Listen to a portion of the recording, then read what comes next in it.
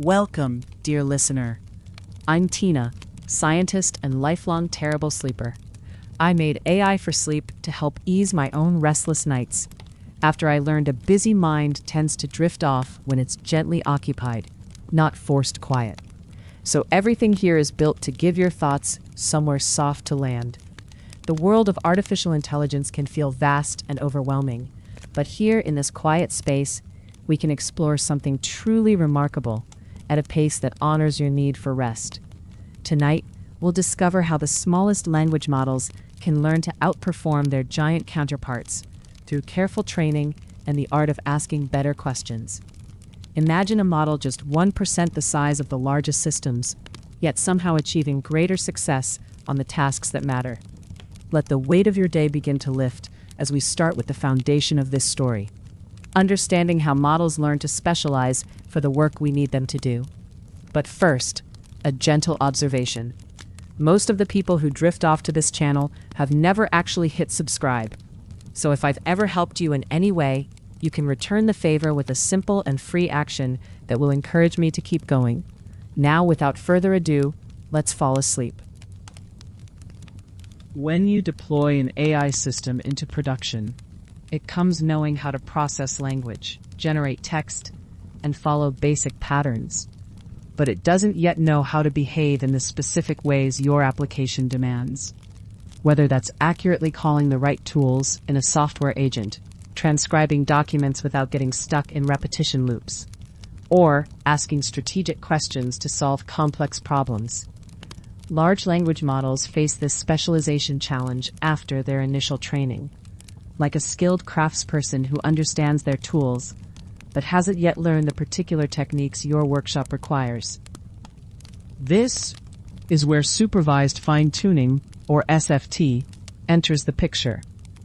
Like a master tradesperson sitting beside our language model, showing it exactly how to respond in thousands of different scenarios specific to your domain.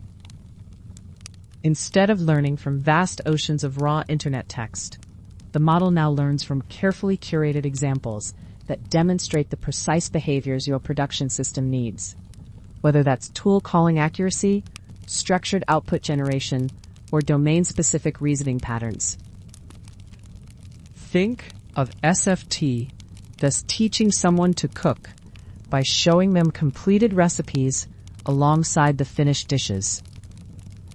You present the model with pairs, an input prompt like "explain photosynthesis to a child," paired with a high-quality human-written response that demonstrates the tone, depth, and style you want. The model learns to mimic these demonstrations, adjusting its internal parameters to produce similar outputs when given similar inputs. During SFT, we typically use thousands or tens of thousands of these input-output pairs, each one crafted by human annotators or experts who understand what good model behavior looks like. The model sees a question about coding and learns to respond with clean, well-commented code. It sees a request for creative writing and learns to produce engaging narratives. It sees a math problem and learns to show its work step by step. The training process itself resembles traditional supervised learning. The model makes predictions about what the next word should be, given the input and the beginning of the target response, then adjusts its weights based on how closely its predictions match the actual human-written text.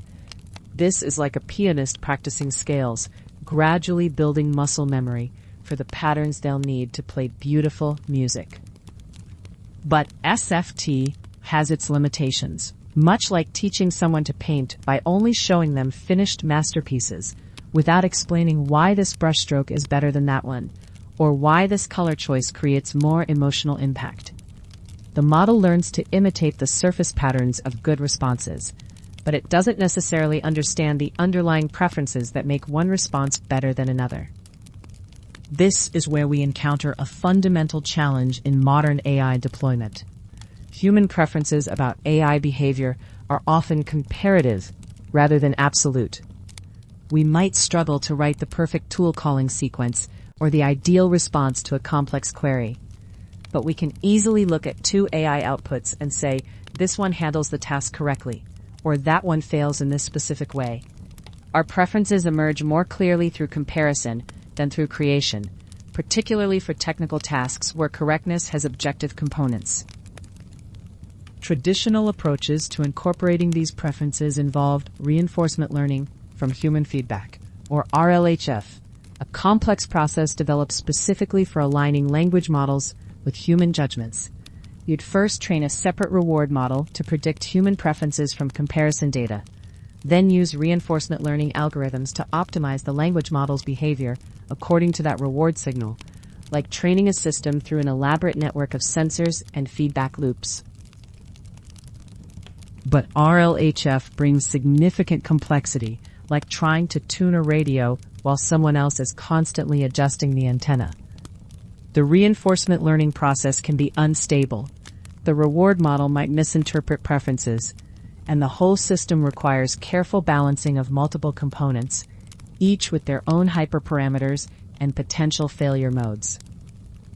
Direct Preference Optimization, or DPO, emerged as an elegant alternative that revolutionized how we think about preference learning in production systems.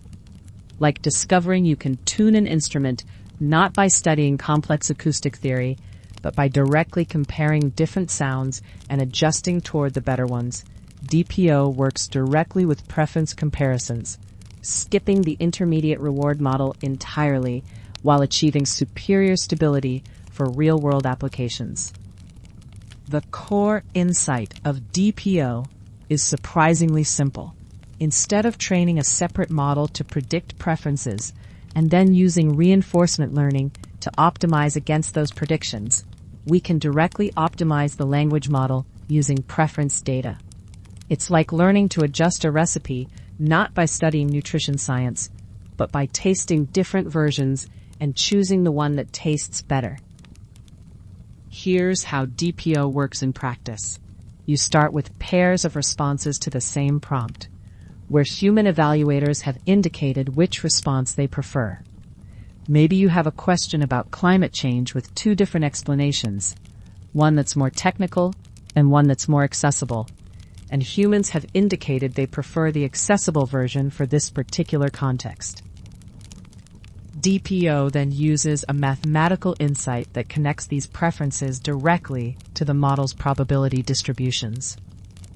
Think of it like adjusting the volume on different instruments in an orchestra. You're not adding new instruments or changing the fundamental music. You're just making the preferred patterns more likely to emerge, and the dispreferred patterns less likely. The training objective encourages the model to assign higher probability to preferred responses and lower probability to dispreferred ones. But it does so in a way that prevents the model from drifting too far from its original behavior. This is like adjusting a recipe while making sure it still tastes recognizably like the original dish. You want improvement, not complete transformation. One of DPO's elegant features is that it maintains a connection to the reference model, the original version, before preference optimization. This reference acts like an anchor, preventing the optimization process from leading the model into strange or degenerate behaviors that might technically satisfy the preference data, but miss the broader intent.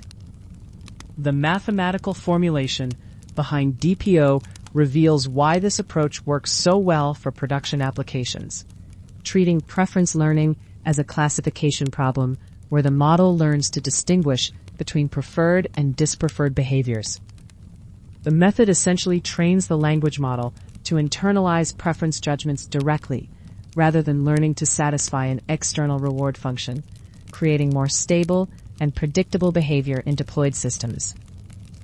This direct approach eliminates many of the stability issues that plague RLHF, like removing the middleman in a telephone game where messages get distorted with each transmission. Instead of model to reward model to reinforcement learning algorithm to updated model, DPO creates a direct path from preference data to model improvement. The preference data itself typically comes from human annotators who are shown pairs or sets of model outputs and asked to rank them according to various criteria: helpfulness, harmlessness, honesty, or task-specific qualities like code correctness or creative flair. These annotations become the direct training signal for DPO. Think of this annotation process like wine tasting, where experts sample different vintages and provide comparative judgments. The annotators don't need to articulate exactly why one response is better. They just need to consistently identify which one they prefer, and DPO can learn from these patterns of preference.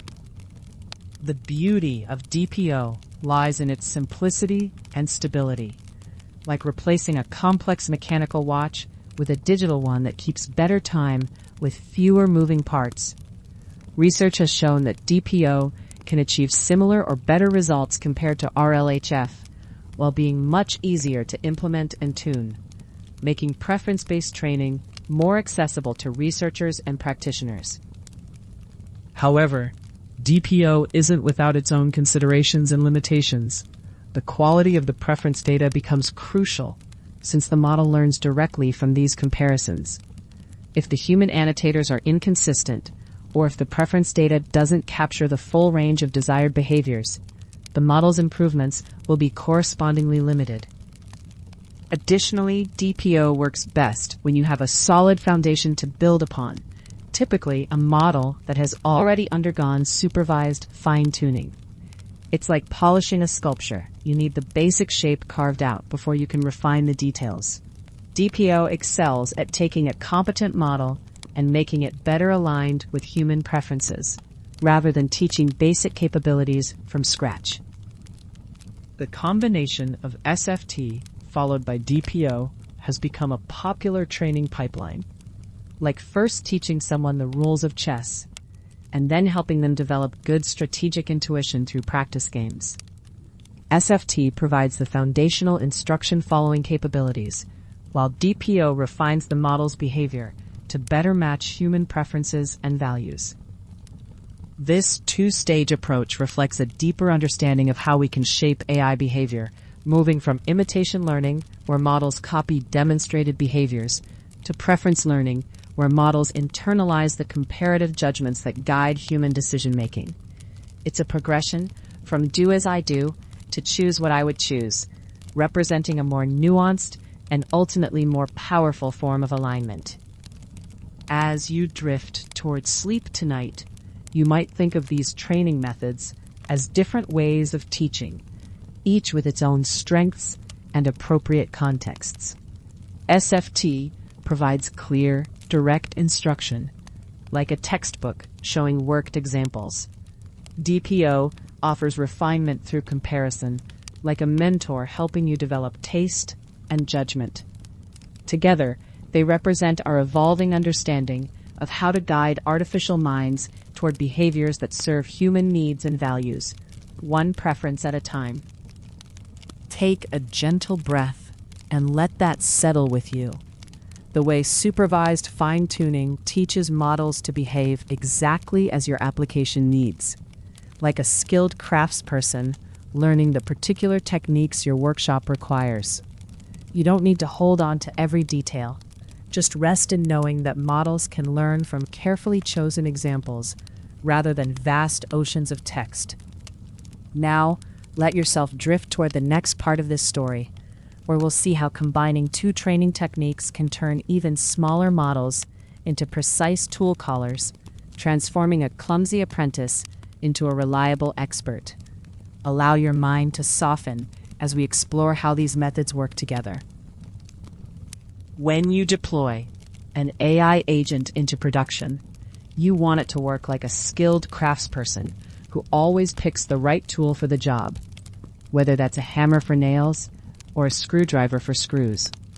But just as a novice might grab the wrong tool and damage the workpiece, language models can struggle with tool calling accuracy, picking incorrect functions, formatting parameters wrong, or breaking entire workflow chains.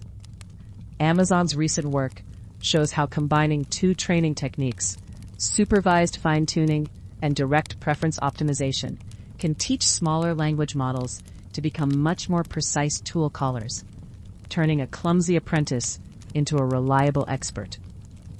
Think of supervised fine-tuning as providing a student with a comprehensive textbook, filled with perfect examples, each one showing exactly how to handle specific situations with crystal clarity. The process involves curating high-quality datasets that align closely with the model's intended function, providing explicit examples of how the model should perform certain tasks or interact with specific tools. This method proves particularly effective for teaching the model to recognize the nuances of tool-specific language, commands, and constraints, much like how a medical student learns to recognize symptoms by studying thousands of carefully documented case studies. Direct preference optimization takes a different approach, working more like a coach who watches your performance and says, "Do it this way, not that way," until you internalize the right patterns. DPO refines model interactions by incorporating human feedback or predefined objectives directly into the training loop, aligning the model's output more closely with target outcomes by emphasizing preferences for certain types of responses or behaviors over others. The training data contains explicit, like this, not like that preferences, which optimizes the same goals as reinforcement learning, but without needing reward functions or reward models, reducing both resource requirements and training time while maintaining quality. The researchers used Amazon SageMaker's fully managed training infrastructure to fine-tune Qwen 3, a relatively small 1.7 billion parameter model, demonstrating that you don't always need massive models to achieve excellent results. SageMaker handles the complex orchestration of spinning up high-performance clusters on demand, training billion parameter models efficiently and automatically shutting down resources when jobs finish, while sending metrics from both infrastructure and training loops to MLflow for later analysis. This managed approach lets data scientists focus on the actual training code rather than wrestling with infrastructure management, much like how a chef can concentrate on perfecting recipes when someone else handles sourcing ingredients and maintaining the kitchen equipment.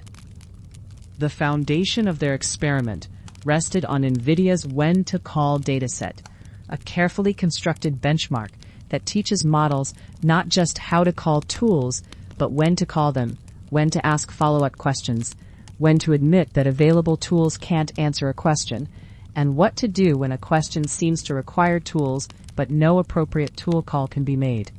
The dataset contains 15,000 samples for supervised fine-tuning and 9,000 samples for preference alignment, plus separate evaluation sets for testing performance. Like a comprehensive driving manual that covers not just how to operate the steering wheel and pedals, but when to merge, when to yield, and when to pull over, this dataset teaches nuanced decision-making rather than just mechanical tool operation. The pre-processing stage required reformatting the data to match the expected formats for the training libraries, building system prompts that contain lists of available tools, and adding these prompts to the message sequences from the original dataset. For the DPO training specifically, they needed to create a format that includes columns labeled as chosen and rejected responses alongside the messages, renaming the original chosen response and rejected response fields to match what the trainer expects. This data preparation resembles organizing a filing cabinet where every document needs to be in exactly the right folder with precisely the right labels, so the filing system can find and use each piece of information efficiently. The supervised fine-tuning process used a spectrum-based approach rather than parameter-efficient methods like LoRa or QLoRa, training on Amazon's ML.P4D.24x large instances with multiple GPUs working in concert. The team leveraged Hugging Face Accelerate and DeepSpeed 03 to distribute the training workload, with Accelerate handling device placement and process management, while DeepSpeed 03 partitioned optimizer states, gradients, and parameters across GPUs to reduce memory usage. This distributed approach works like an assembly line, where each worker handles a specific part of the process, allowing the entire operation to build complex products faster than any single worker could manage alone. The transition from supervised fine-tuning to direct preference optimization required careful adjustment of several hyperparameters, each serving a specific purpose in shaping the model's learning behavior. The beta parameter, typically set between 0 and 2, controls how aggressively the model adopts new preferences, with values closer to 0 being more aggressive and values closer to 2 more conservative. Learning rates needed to drop significantly from the SFT phase, moving from 5 times 10 to the minus 5 down to 5 times 10 to the minus 7, with warm-up ratios to prevent overfitting, while larger batch sizes generally produced better results, despite the example using intentionally smaller batches to reduce resource requirements. The results revealed a striking transformation in model capabilities, with the Qwen 3 1.7b model gaining approximately 19% accuracy after supervised fine-tuning and another 10.5% after preference optimization, for a total improvement of about 30% overall.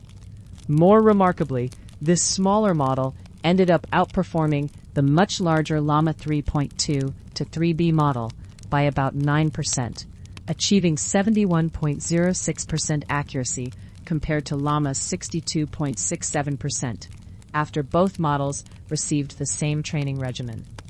This outcome resembles a compact, well-tuned sports car outperforming a larger sedan on a winding track, demonstrating that focused optimization can triumph over raw size when the training approach matches the specific task requirements.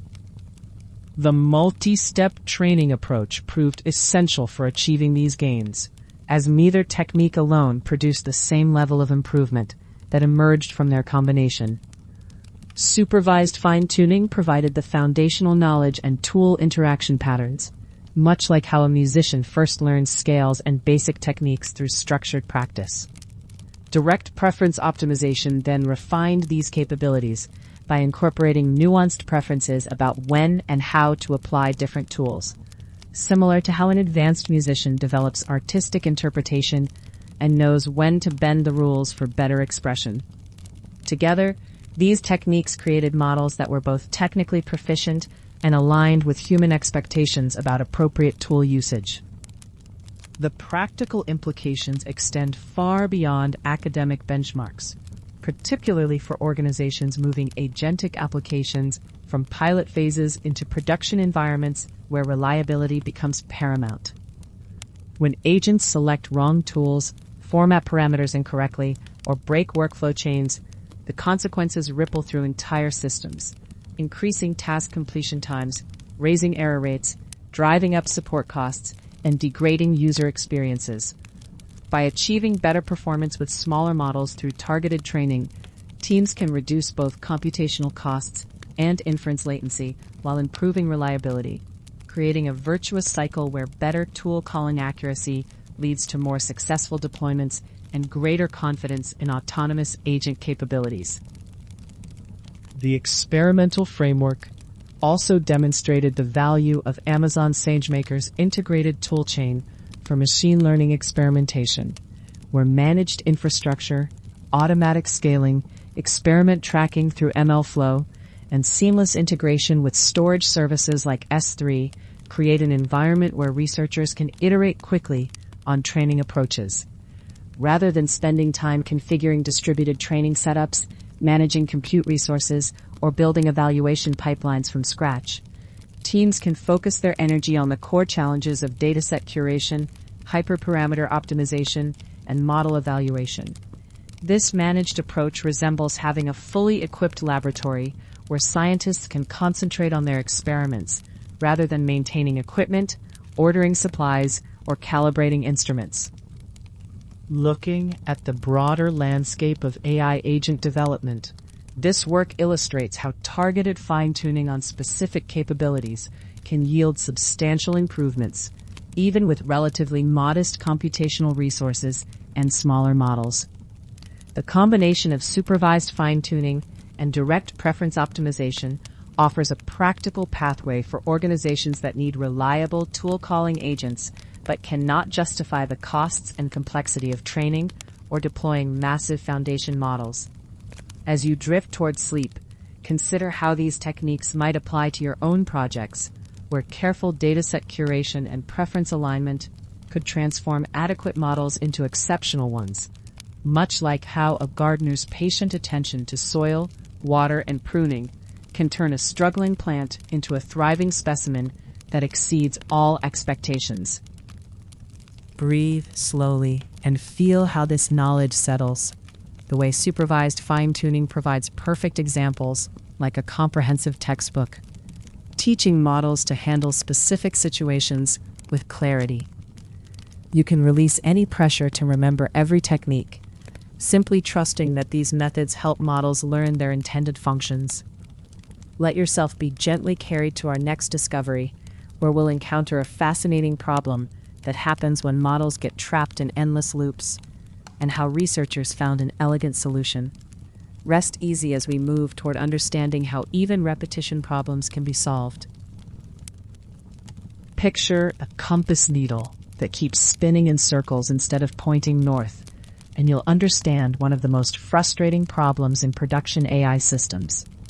When language models perform structured tasks like optical character recognition, they sometimes fall into what researchers call text degeneration, a failure mode where the model gets trapped repeating the same tokens over and over instead of producing useful output. The team behind Dharma OCR, a specialized OCR model for Brazilian Portuguese documents, discovered something remarkable about this problem, and more importantly, about how to solve it using a technique called direct preference optimization in ways that go far beyond its typical chatbot applications. In their benchmark testing across 5 different model families, the researchers found that vanilla degeneration rates, the frequency with which models produce repetition loops instead of transcriptions, ranged dramatically from below 1% to above 33%. Think of this like different car engines having wildly different tendencies to stall. Some reliable workhorses that rarely falter, others that sputter and stop at the most inconvenient moments. Supervised fine-tuning, the standard approach for adapting models to specific tasks, did reduce these rates for most models, but rarely to levels that would be acceptable in production systems. The pattern pointed to what appeared to be a structural limitation, a ceiling on how much task-focused fine-tuning alone could address this particular failure mode. Supervised fine-tuning, you see, optimizes for correct outputs by maximizing the likelihood of observed sequences, but it doesn't explicitly penalize degeneration. It's like teaching someone to cook by showing them perfect recipes without ever warning them about the specific ways things can go wrong, the burnt edges and curdled sauces that experienced cooks learn to avoid through hard-won experience. But then came the second training stage, applied after supervised fine-tuning on the same documents using the same model, and the results were nothing short of remarkable. This stage reduced text degeneration in every single family tested, with no exceptions, achieving an average reduction of 59.4% and a best-case reduction of 87.6%. The consistency was striking, the direction of improvement invariant across all architectures, with only the magnitude varying. That second stage was direct preference optimization, or DPO, a technique that almost all published applications have used for chat alignment, training models on human judgments about helpfulness or harmlessness. But OCR carries none of that subjectivity. It's an objective task with no conversational context. Yet it does have something crucial, a clear preference signal. Like choosing between a clean photograph and one that's blurred beyond recognition. A correct transcription can be chosen and a degeneration loop rejected, creating the binary signal that DPO needs to function. The training signal came from the model itself, specifically from the outputs it produced when it failed. And this points to something profound about how failure modes can become training signals. It's not a question about the model or even the domain, but rather a structural question about the nature of the failure itself, about whether that failure contains useful information that can guide the learning process in productive directions. To understand why supervised fine-tuning has this ceiling on degeneration reduction, imagine trying to teach someone to avoid potholes by showing them individual paving stones. SFT trains token by token, each prediction evaluated in isolation, so a repetition loop is never penalized as a completion-level failure, just as a sequence of locally reasonable decisions. DPO inverts that logic entirely, treating the training signal as the full output, chosen or rejected, which means a degenerated completion can be explicitly labeled as the wrong outcome, rather than just a series of locally probable tokens. The geometry of text degeneration reveals itself when you consider how training objectives shape probability distributions. When a model maximizes the likelihood of observed sequences, it concentrates probability mass in the regions of distribution space those sequences occupy, creating what researchers call attractor regions. During inference, when a model enters one of these high probability attractors, it assigns elevated probability to the same token at the next step, which increases that probability further, sustaining the loop until the sequence hits the maximum token limit. Think of this like a marble rolling into a bowl-shaped depression in a landscape, where each bounce makes the depression deeper, trapping the marble more securely with every iteration. Text degeneration emerges from this geometry, a self-reinforcing repetition loop that an autoregressive model cannot exit without external intervention. It's not purely a decoding artifact, but a systems-level failure involving the training objective, the learned distribution, and how probability mass concentrates during inference. When a token dominates its own conditional distribution, every sampling step deepens the attractor, and the decoder samples from this geometry without determining it. Inference layer interventions, like repetition penalties, temperature adjustments, and early abort logic, operate on the sampling step containing the symptom without touching the underlying distribution that produces it, leaving the attractor itself untouched and ready to trap future generations. Supervised fine-tuning moves the distribution closer to the task domain, like relocating a workshop closer to the materials it needs most often. For structured generation pipelines, this means training on domain-specific documents in the target language with the required output format, helping the model gain fluency with longer sequences, constrained syntax, and domain vocabulary. But what SFT doesn't do is attack degeneration directly, because its objective of maximizing likelihood has no term that penalizes repetition loops. One model family in the benchmark showed an unexpected and illuminating pattern, with a vanilla degeneration rate of 0.6% that rose to 3.23% after supervised fine-tuning, before a subsequent DPO stage brought it down to 1.41%. While this represents just a single data point, an exception rather than a rule, it illustrates something crucial: that SFT does not reliably reduce degeneration, and that capability and degeneration resistance can move independently of each other. This distinction matters structurally, because SFT and DPO are not interchangeable training stages performing the same operation at different intensities. Think of SFT as building a bridge to bring you closer to your destination, while DPO is like installing guardrails to keep you from driving off the edge. SFT closes the distance between the model's prior distribution and the task domain, but it doesn't target degeneration as an objective. Its effect on the failure mode is incidental, and, as the benchmark results show, not consistent.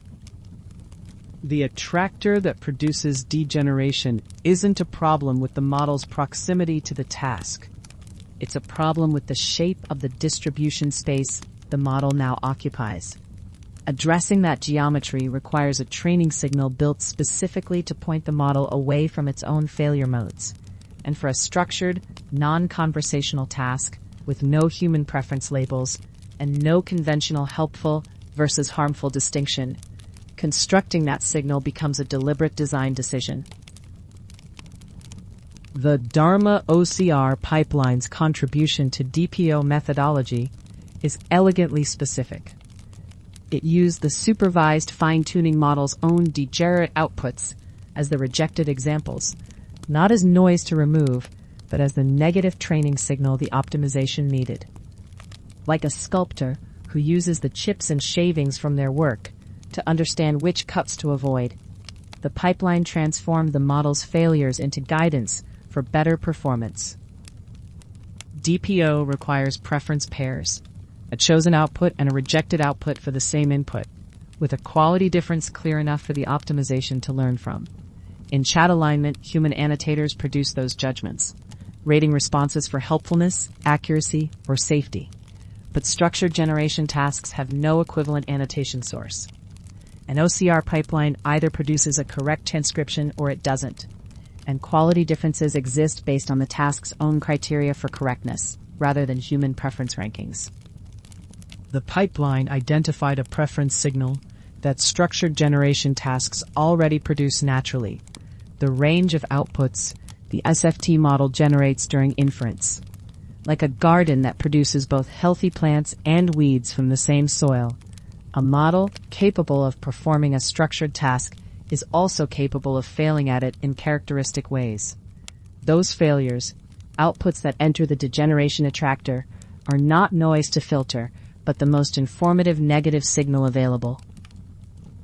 The researchers implemented this approach on 23,726 training documents, generating multiple candidate responses per document with the SFT model and scoring each with an automated language model judge. The critical design decision wasn't in the pipeline structure, but in what the pipeline preserved. Outputs displaying text degeneration were deliberately labeled as rejected examples rather than filtered out as low-quality noise. The conventional response when degenerate outputs appear in training data is to remove them, treating them as low-quality signal that should be filtered for a cleaner dataset. The Dharma OCR approach inverted this logic completely, deliberately retaining degenerate outputs as the rejected examples in each chosen rejected pair because they represent exactly the failure mode the DPO stage was designed to suppress. Removing them would have discarded the clearest target available, like throwing away a map of all the wrong turns just when you need to learn the right path. The researchers described this as preference-guided implicit unlikelihood, where the model is trained not only toward better outputs, but explicitly away from a specific class of failure. Where SFT maximizes the likelihood of high-quality outputs, the DPO stage simultaneously penalizes outputs displaying the degeneration attractor geometry, making the direction of optimization explicit in a way that SFT alone cannot achieve. Degenerate outputs are particularly well suited as rejection examples because they represent a consistent failure mode rather than varied, low-quality outputs. A transcription that misses words is low quality, but its failure is case-specific, like a clock that runs slow versus one whose hands have fallen off entirely. Repetition loops, by contrast, appeared persistently across documents and model families even after SFT, a pattern consistent with a failure mode that likelihood-based optimization does not reliably correct.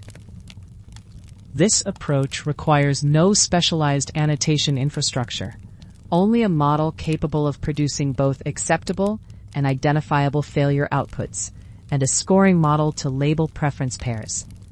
A rule-based mechanism could detect repetition loops mechanically, but it couldn't identify which outputs represented high-quality transcriptions worth preserving as chosen examples.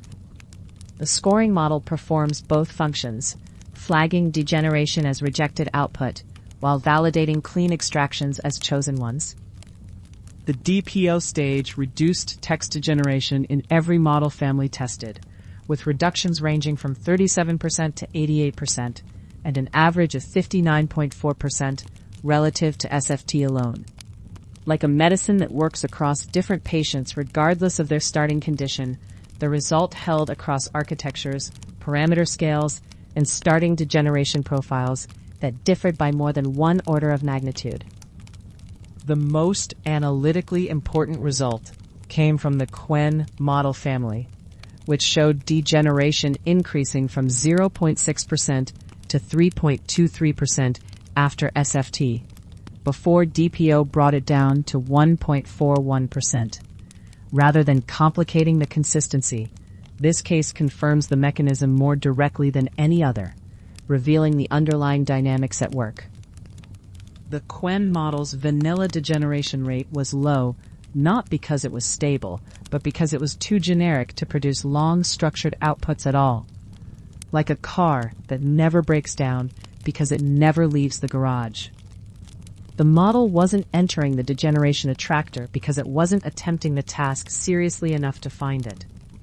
SFT changed that, and after domain adaptation, the model became capable of the task, producing longer, more structured outputs with the required vocabulary and format, but that capability brought it into proximity with the degeneration attractor for the first time. This makes the mechanism empirically visible. SFT moved the model toward the task and toward the task's failure geometry simultaneously, and these are not necessarily the same operation. A training stage that increases task capability can increase failure mode exposure as a side effect, particularly when the failure mode lives at the edge of the capability frontier. Like learning to drive faster also means learning to crash more spectacularly. The Dharma OCR approach was possible because this pipeline satisfied a set of structural conditions that determine whether the same methodology applies elsewhere. The first condition is that the failure mode must be identifiable as a distinct class of output, not just a point on a quality continuum. Text degeneration qualifies because a repetition loop is categorically different from a transcription that misses words, like the difference between a broken record and one that simply skips occasionally. The second condition requires that a scoring mechanism can reliably distinguish acceptable outputs from failure mode outputs without requiring human annotation. In the Dharma OCR pipeline, an automated language model judge scored candidate responses against 4 task-specific criteria, and the scoring didn't need to be perfect, just consistent enough to produce preference pairs with meaningful quality gaps between chosen and rejected examples. The third condition is sufficient volume, enough inference outputs to generate a preference dataset with meaningful variance in quality. This isn't an extraordinary requirement by fine-tuning standards, but it is a real constraint that must be satisfied. When all 3 conditions are present, the methodological move becomes structurally available, and the design decision at the center of the Dharma OCR pipeline applies wherever a model's failures are categorically identifiable, scorable, and sufficiently numerous. The practical implication for engineers building structured generation pipelines is direct and actionable. SFT is necessary. It closes the distance between a generalist model and a task-capable one, but it's not sufficient for structured output reliability because task capability and degeneration resistance are different properties of the distribution. A DPO stage after SFT represents a one-time training investment that, in the Dharma OCR results, reduce degeneration without compromising extraction quality. What makes a failure mode usable as training signal isn't the domain, but whether the failures are consistent enough, identifiable enough, and numerous enough to constitute a legible signal. In the Dharma OCR pipeline, they were, and whether the same holds in another context is a structural question about the task's failure mode, not about the model family or domain. The result doesn't depend on OCR being special. It depends on the failures being useful, like finding that broken streetlights can teach you more about electrical systems than working ones ever could. I'm curious how this one sits with you. Does the idea of where all of this is heading comfort you or quietly unsettle you? Tell me in the comments. I read them on my own sleepless nights. Let that image of the spinning compass rest gently in your awareness. How models sometimes fall into repetition loops instead of producing useful output, and how researchers discovered ways to solve this using direct preference optimization. You don't need to carry the technical weight of these concepts, just the comfort that such problems have solutions. Now allow yourself to be softly guided to perhaps the most intriguing part of our journey tonight, where we'll meet researchers tackling something even more fundamental than answering questions. We'll discover the art of teaching models to know what questions to ask in the first place. Picture yourself settling into a comfortable chair by a window, watching researchers at MIT and Harvard tackle one of the most intriguing puzzles in artificial intelligence, like watching skilled craftspeople work on a delicate piece of machinery.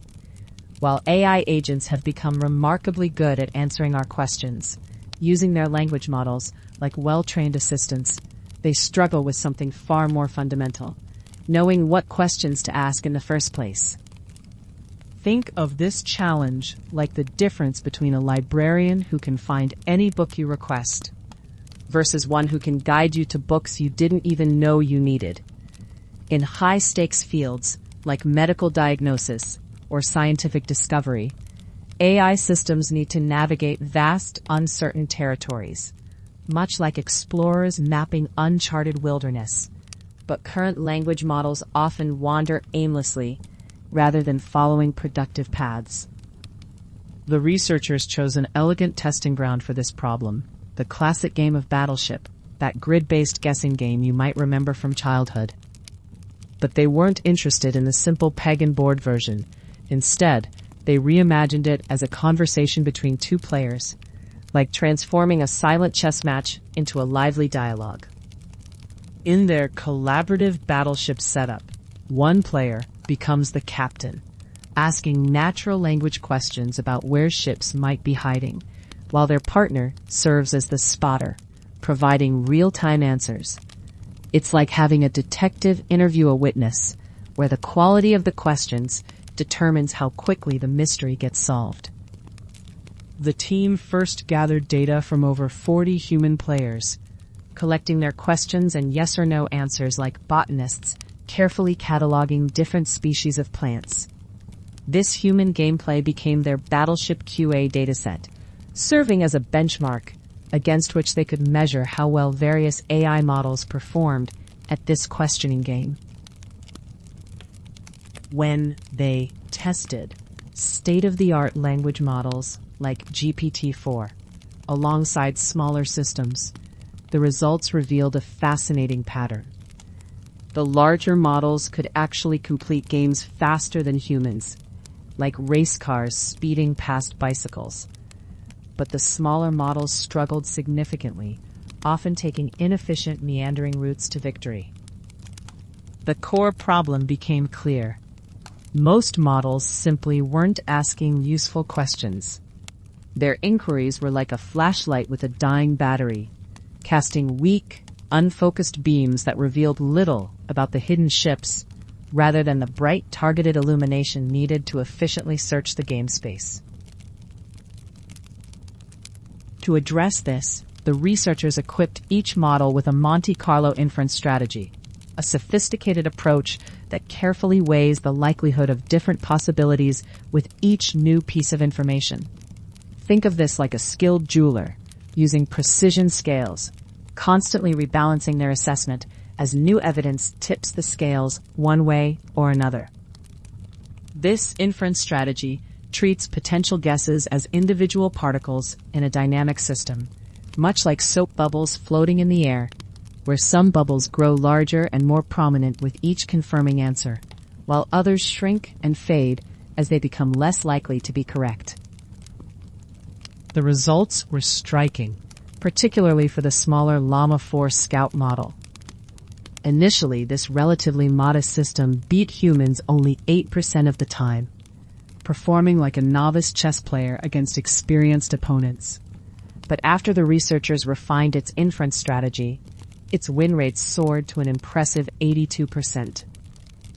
Perhaps even more remarkable, this enhanced smaller model could outpace the frontier GPT-5 system while operating at roughly 1% of its computational cost. It's like discovering that a well-tuned motorcycle can navigate city traffic more efficiently than a massive truck, reaching the destination faster while consuming far less fuel. The researchers also tackled the challenge of helping AI models give better answers when serving as spotters. They found that smaller systems often provided incorrect information about ship locations, like unreliable witnesses giving confused testimony, while larger models like GPT-5 proved more dependable in this supporting role.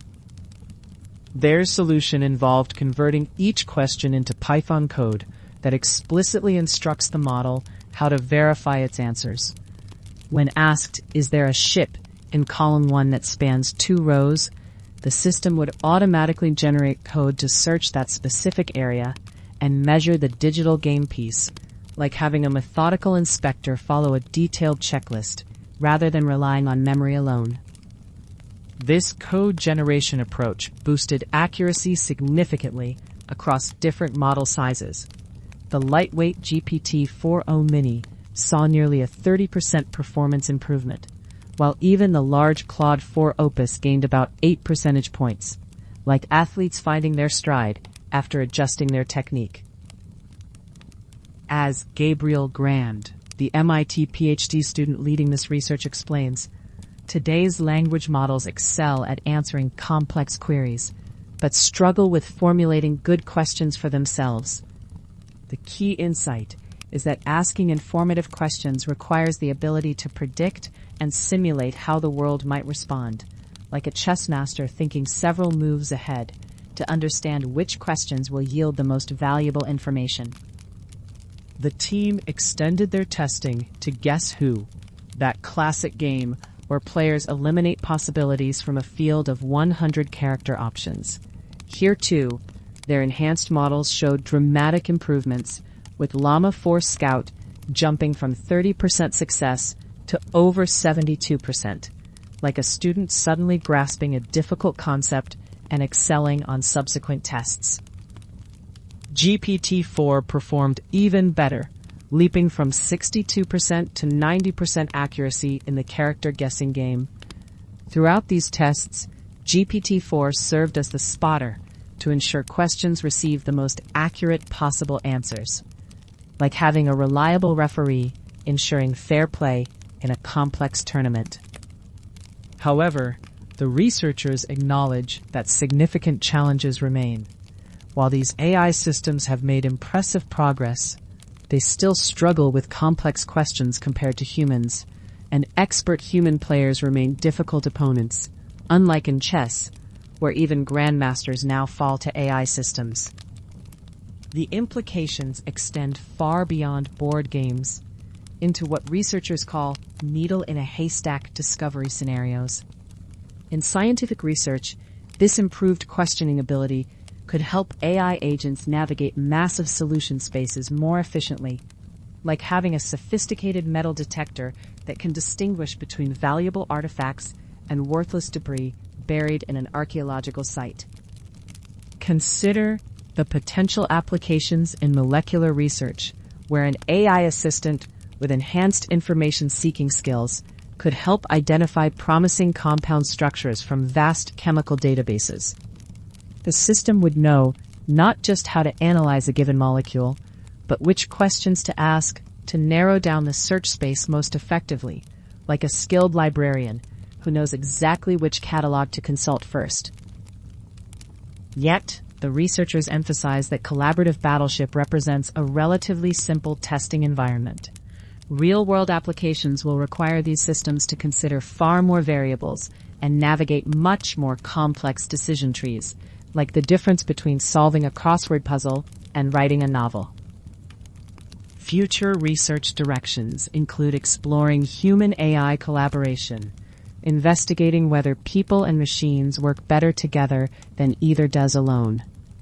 The models might also benefit from fine-tuning on game simulations, and with greater computational resources, they could develop more sophisticated inference capabilities to predict how complex scenarios might unfold, like weather forecasters with access to more powerful supercomputers, generating more accurate long-term predictions.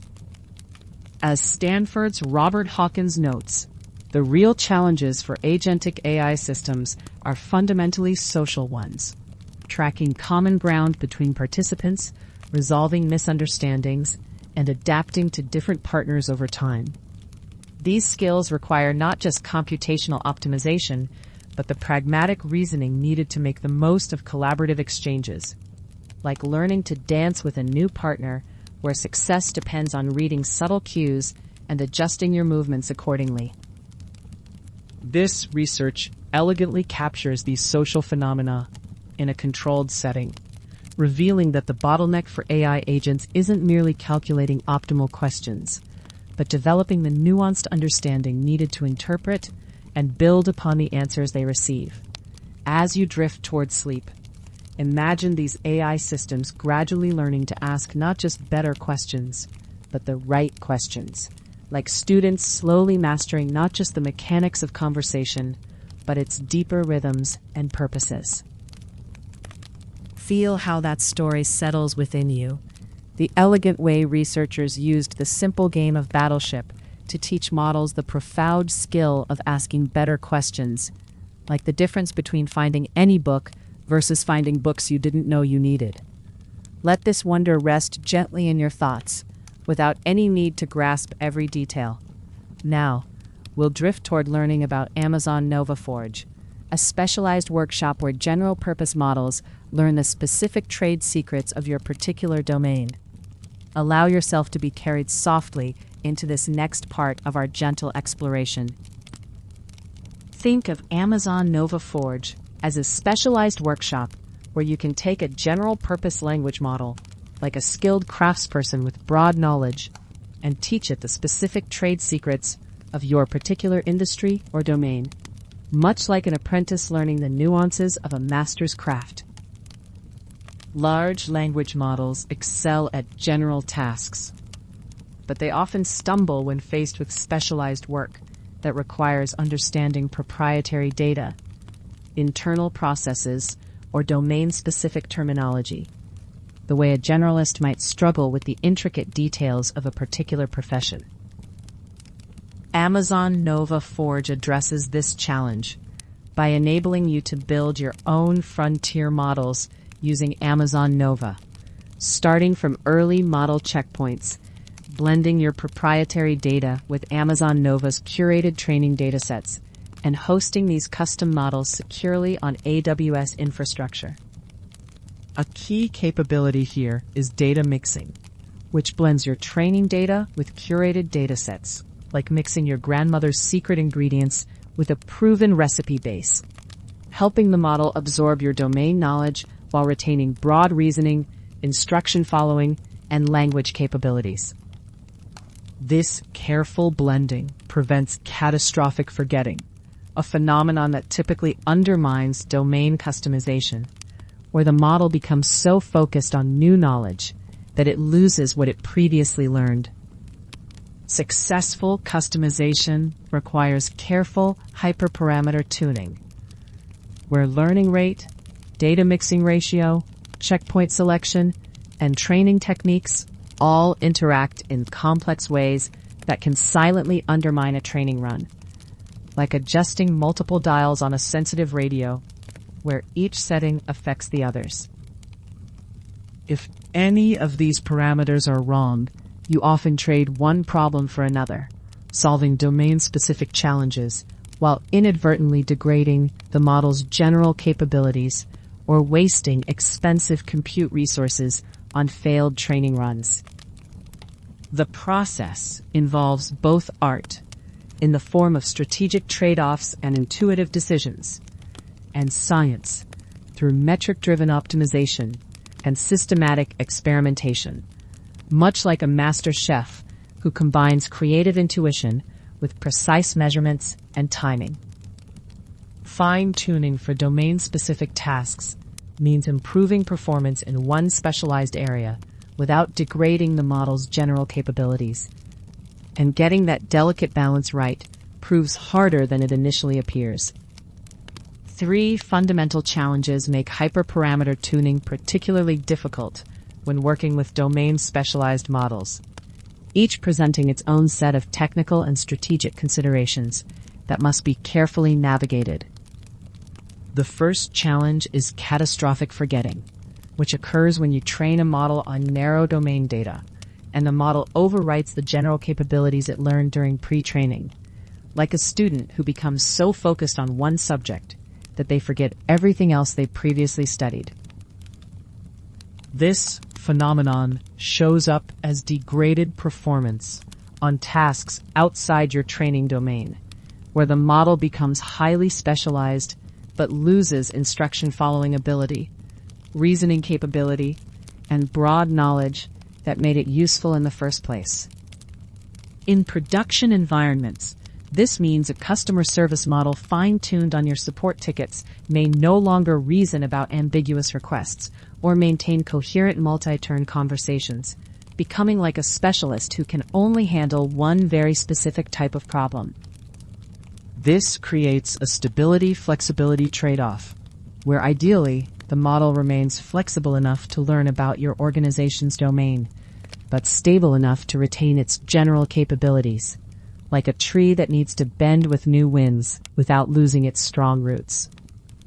Nova Forge addresses this through data mixing, which blends your training data with curated datasets during training, and checkpoint selection, which lets you choose how much existing alignment and capability to preserve from the original model. The second challenge involves finding the right learning rate, which controls how much the model's weights change in response to each batch of training examples, functioning like the accelerator pedal in a car, where too much speed causes crashes and too little wastes time. Learning rate stands as the most sensitive hyperparameter across all customization techniques, where a value that's too high causes the model to overshoot the optimal state, destabilize during training, or forget base capabilities rapidly. Conversely, a learning rate that's too low wastes compute resources on very slow convergence, crawling toward improvement at a pace that makes training runs prohibitively expensive and time-consuming. The optimal learning rate depends on your specific data distribution, mixing ratio, and training technique, creating a complex optimization landscape where Nova Forge provides calibrated service defaults that account for these intricate interactions. When you use data mixing, the sensitivity increases further, and deviating from the default learning rate when mixing Nova data with your own data represents the most common source of training instability that practitioners encounter. The third challenge emerges from baseline performance constraints, particularly relevant for reinforcement fine-tuning, a technique that improves model behavior by generating multiple candidate responses and scoring them against quality criteria, like a coach who helps an athlete improve by comparing different approaches to the same skill. Reinforcement fine-tuning works at its full capacity only within a specific range of baseline task accuracy, measured by how often the model produces correct or high-quality responses before any fine-tuning begins. If baseline accuracy sits too low, meaning the model rarely produces correct responses, there aren't enough good examples for reward-guided exploration to learn from, like trying to teach advanced techniques to someone who hasn't mastered the fundamentals. If baseline accuracy already runs very high, additional training yields diminishing returns and risks degrading existing performance, similar to overcoaching an expert who already performs near their peak potential. This means reinforcement fine-tuning cannot close large competence gaps where the model fundamentally lacks the knowledge or reasoning ability to attempt a task. Instead, refining and strengthening behaviors the model can already partially demonstrate. The Nova Forge pipeline addresses both bounds by recommending supervised fine-tuning first for low baseline scenarios to establish foundational capabilities, and ensuring discriminative reward functions for high baseline tasks where most responses already score highly. Understanding these challenges frames how Amazon Nova Forge's customization pipeline provides three complementary techniques, each serving a distinct purpose in the model development lifecycle, like specialized tools in a craftsperson's workshop. Continued pre-training expands foundational model knowledge through self-supervised learning on large quantities of unlabeled, domain-specific proprietary data, teaching the model domain terminology and patterns from your text corpus, much like immersing someone in a new language environment.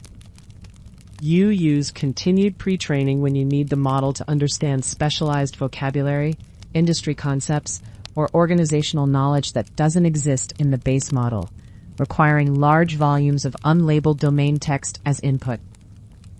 Nova Forge supports continued pre-training with data mixing and 3 checkpoint options: pre-trained, mid-trained, and post-trained, each suited to different data scales and downstream requirements, like choosing different starting points for a renovation project. Supervised fine-tuning customizes model behavior using a training dataset of input-output pairs specific to your target tasks, teaching the model given X, output Y behavior through demonstrations, like learning through carefully curated examples. You apply supervised fine-tuning when you need the model to follow specific response formats, adopt particular tones, or perform structured tasks like classification or extraction, typically requiring 1,000 to 10,000 high-quality demonstrations per task. Quality, consistency, and diversity matter more than volume in supervised fine-tuning, where Nova Forge supports data mixing using Amazon Nova curated datasets, including reasoning instruction following categories that preserve general capabilities. Reinforcement fine-tuning steers model output toward preferred outcomes using reward signals, optimizing the model within a behavioral neighborhood established by prior training for single-turn or multi-turn conversational tasks. You employ reinforcement fine-tuning when you have a clear reward function that can evaluate response quality and want to push performance beyond what supervised fine-tuning alone achieves, requiring prompts and a reward function as input. Nova Forge supports bringing your own external reward environment through AWS Lambda, enabling custom verification logic for domain-specific quality assessment, like having a specialized judge evaluate performance according to your specific criteria. When all 3 stages work together in sequence, continued pre-training, then supervised fine-tuning, then reinforcement fine-tuning, they produce the strongest results, though each stage remains optional depending on your data availability, task type, and starting point. Continued pre-training becomes necessary only when the base model lacks domain vocabulary or knowledge your task requires, while supervised and reinforcement fine-tuning can be used independently or combined, depending on what your specific task demands. Amazon SageMaker AI offers different environments for customization, where SageMaker Serverless provides a UI-driven experience with automatic compute provisioning, like a user-friendly interface that handles the technical details behind the scenes. SageMaker AI training jobs provide a fully managed experience without cluster management, while Amazon SageMaker HyperPod offers specialized environments for advanced distributed training scenarios, each suited to different levels of technical complexity and control.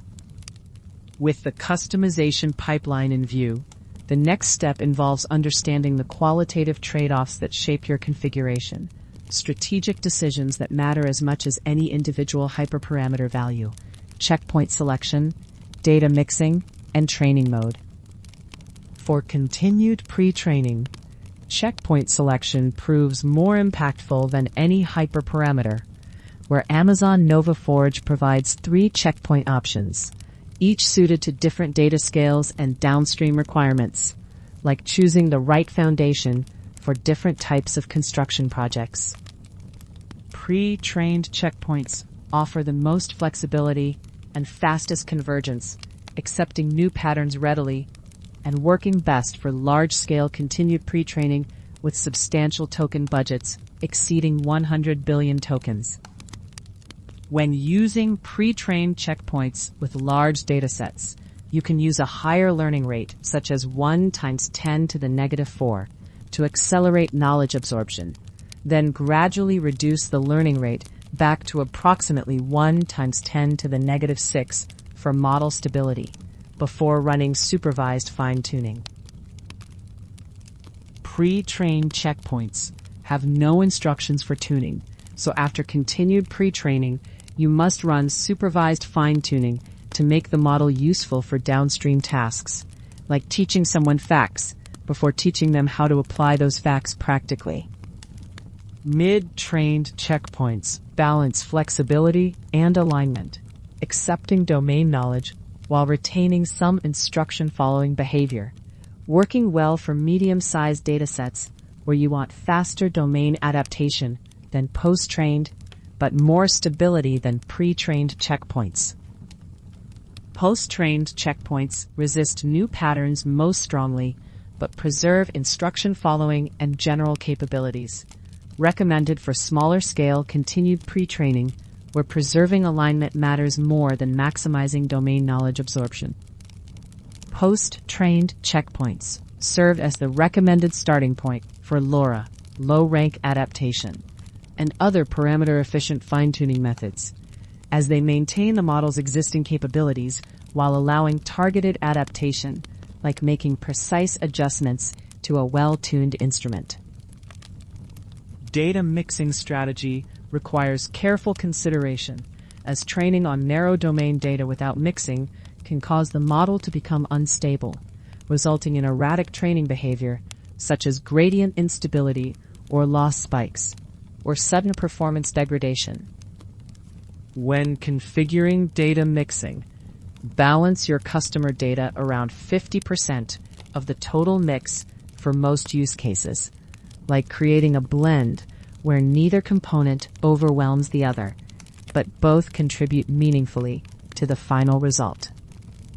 For supervised fine-tuning, always include the reasoning instruction following category in your Nova data mix, as this single category significantly improves generic benchmark performance after fine-tuning, and skipping it commonly causes degraded reasoning performance. Data mixing shows high sensitivity to learning rate, where deviating from the default learning rate when using data mixing causes instability, representing the most common mistake that practitioners make in their optimization efforts.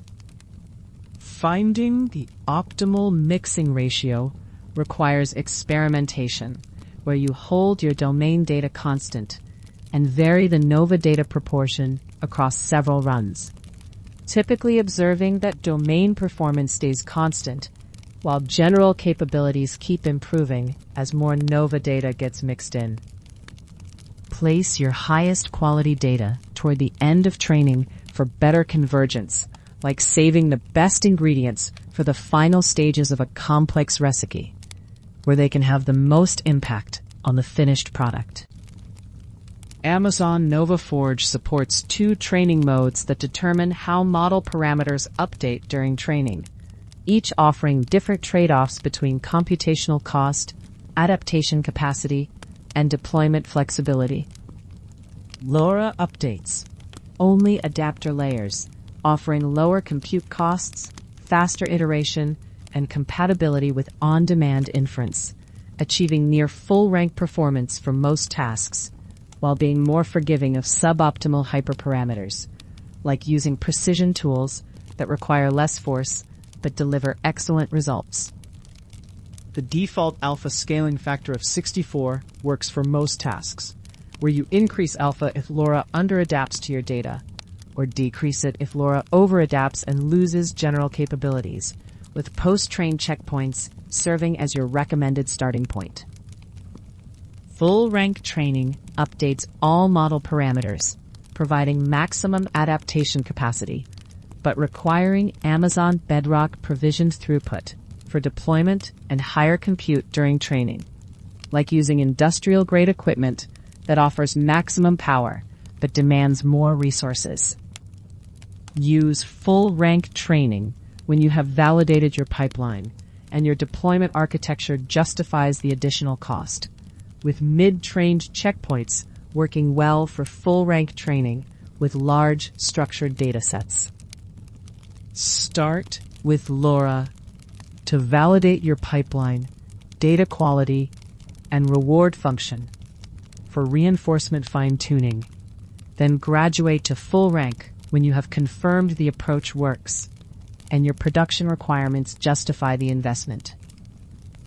Applying these strategic decisions to your specific situation depends on your available data and objectives, where different paths map your starting conditions to the right sequence of techniques, like choosing different routes based on your destination and travel constraints.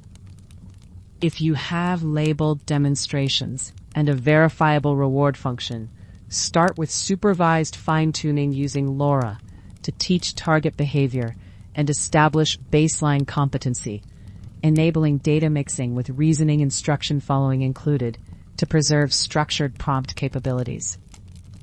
Use default learning rates without modification. Monitor validation loss to select the best supervised fine-tuning checkpoint. Then graduate to reinforcement fine-tuning on that checkpoint to optimize further through reward signals. Consider full rank training only after validating the approach with LoRa, and test thoroughly on both your domain task and general benchmarks before production deployment to ensure balanced performance across capabilities. If you can define verifiable outcomes but cannot easily label responses at scale, evaluate base model performance on a representative sample first, proceeding with reinforcement fine-tuning directly if the base model achieves more than approximately 5% positive reward. Fall back to supervised fine-tuning if reward scores consistently stay near zero, as the model needs baseline competency before reward-guided learning can take effect, like ensuring someone can walk before teaching them to run. If the base model lacks domain vocabulary or knowledge your task requires, start with continued pre-training to absorb domain knowledge from unlabeled text. Follow with supervised fine-tuning, since pre-trained checkpoints have no instruction tuning, and optionally continue with reinforcement fine-tuning. With strategic decisions made, you can now optimize specific hyperparameters that govern how each technique executes, where learning rate controls how quickly the model updates based on training signals, and service defaults represent tested configurations that work across diverse use cases. For continued pre-training, start at service defaults. But for large datasets exceeding 1 trillion tokens, you can use a higher learning rate, such as 1 times 10 to the negative 4, to accelerate knowledge absorption, though you need a ramp-down stage to reduce the learning rate back to approximately 1 times 10 to the negative 6. The constant steps parameter controls how many steps the model trains at peak learning rate before this ramp-down stage begins, where you increase constant steps for very large token runs, where more steps at full learning rate help domain absorption. For supervised fine-tuning, stick to service defaults, especially with data mixing, where the recommended learning rate is 1E-5 for LoRa and 5E-6 for full rank training, as deviating from defaults when mixing NOVA data causes instability. For reinforcement fine-tuning, start at service defaults and adjust in small multiplier increments only if needed. Where if reward drops suddenly and doesn't recover, the learning rate is likely too high, as even small increases can drop performance below baseline. Configure warm-up steps to approximately 15% of your total training steps, as warm-up stabilizes initial training by gradually increasing the learning rate rather than starting at the full value, like slowly warming up an engine before demanding full performance. Batch size, controlled by global batch size, serves as the batch parameter across all training methods and environments, defining the number of training samples processed per optimizer step, though the semantics become more complex with reinforcement fine-tuning.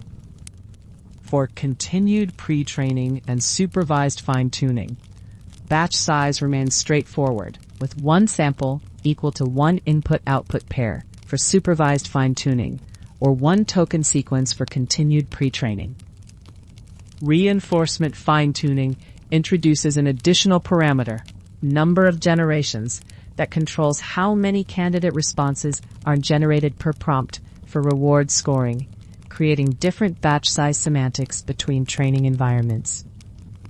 On SageMaker training jobs for reinforcement fine-tuning, batch size means prompts per step, where each prompt generates n candidate responses controlled by number of generations, making total samples per step equal batch size multiplied by number of generations. On SageMaker Hyperpod for reinforcement fine-tuning, batch size means total samples per step, calculated as prompts multiplied by generations, requiring careful translation when moving configurations between environments, like converting between different measurement systems. For continued pre-training, target 2 to 20 million tokens per step, using 20 million for large token budgets and 2 million for smaller budgets, calculating global batch size as the nearest power of 2 of tokens per step divided by max sequence length. For example, 4 million tokens per step, with a 4096 sequence length, yields a batch size of approximately 1024, where smaller batch sizes produce noisier gradients that can help generalization, while larger batch sizes produce smoother gradients but may oversmooth domain-specific signals. Match your max sequence length to your data distribution without exceeding what your data needs, as smaller context lengths increase token throughput and reduce training costs, like choosing the right size container for your specific cargo. For continued pre-training, process at most one epoch of your dataset and avoid repeating data, as multiple epochs on limited continued pre-training data leads to overfitting and loss of general capabilities. For supervised fine-tuning, full rake training typically needs fewer epochs than LoRa, while LoRa training can tolerate slightly more epochs, with validation loss monitoring essential to detect overfitting and select the best checkpoint. Reinforcement fine-tuning introduces additional parameters not present in continued pre-training or supervised fine-tuning, where number of generations controls how many candidate responses the model generates per prompt for reward function comparison. Fewer candidates mean faster training but less signal diversity, while too many candidates add noise without improving signal, and nearly double training time, making moderate values hit the best accuracy to time ratio, like finding the sweet spot in a complex optimization. KL divergence loss coefficient constrains how far the model's policy can drift from its original behavior. Available on SageMaker training jobs only, where a low coefficient lets the model explore freely but risks finding shortcuts that game the reward function. A high coefficient prevents meaningful learning by pulling the model back to its starting point, so increase this parameter if KL divergence spikes during training to balance genuine learning against behavioral drift, like adjusting the tension on a leash. Reasoning effort controls how much chain-of-thought reasoning the model performs before answering, where high reasoning effort produces the best accuracy but increases latency and serving cost, while low reasoning effort offers faster inference with modest accuracy trade-offs. Lambda concurrency limit, available on SageMaker training jobs only, controls parallel AWS Lambda functions for reward evaluation, where you should increase this significantly for fast reward functions to avoid evaluation throughput becoming a bottleneck in your training pipeline. Regularization parameters help prevent overfitting, especially on smaller datasets, where weight decay defaults to 0, but can be increased modestly if you observe overfitting. Applying L2 regularization to constrain parameter magnitudes like gentle brakes on a vehicle. Dropout parameters, both hidden and attention, default to 0, where you can increase hidden dropout modestly for smaller datasets to reduce overfitting, but increase attention dropout cautiously, since high values can hurt complex reasoning capabilities.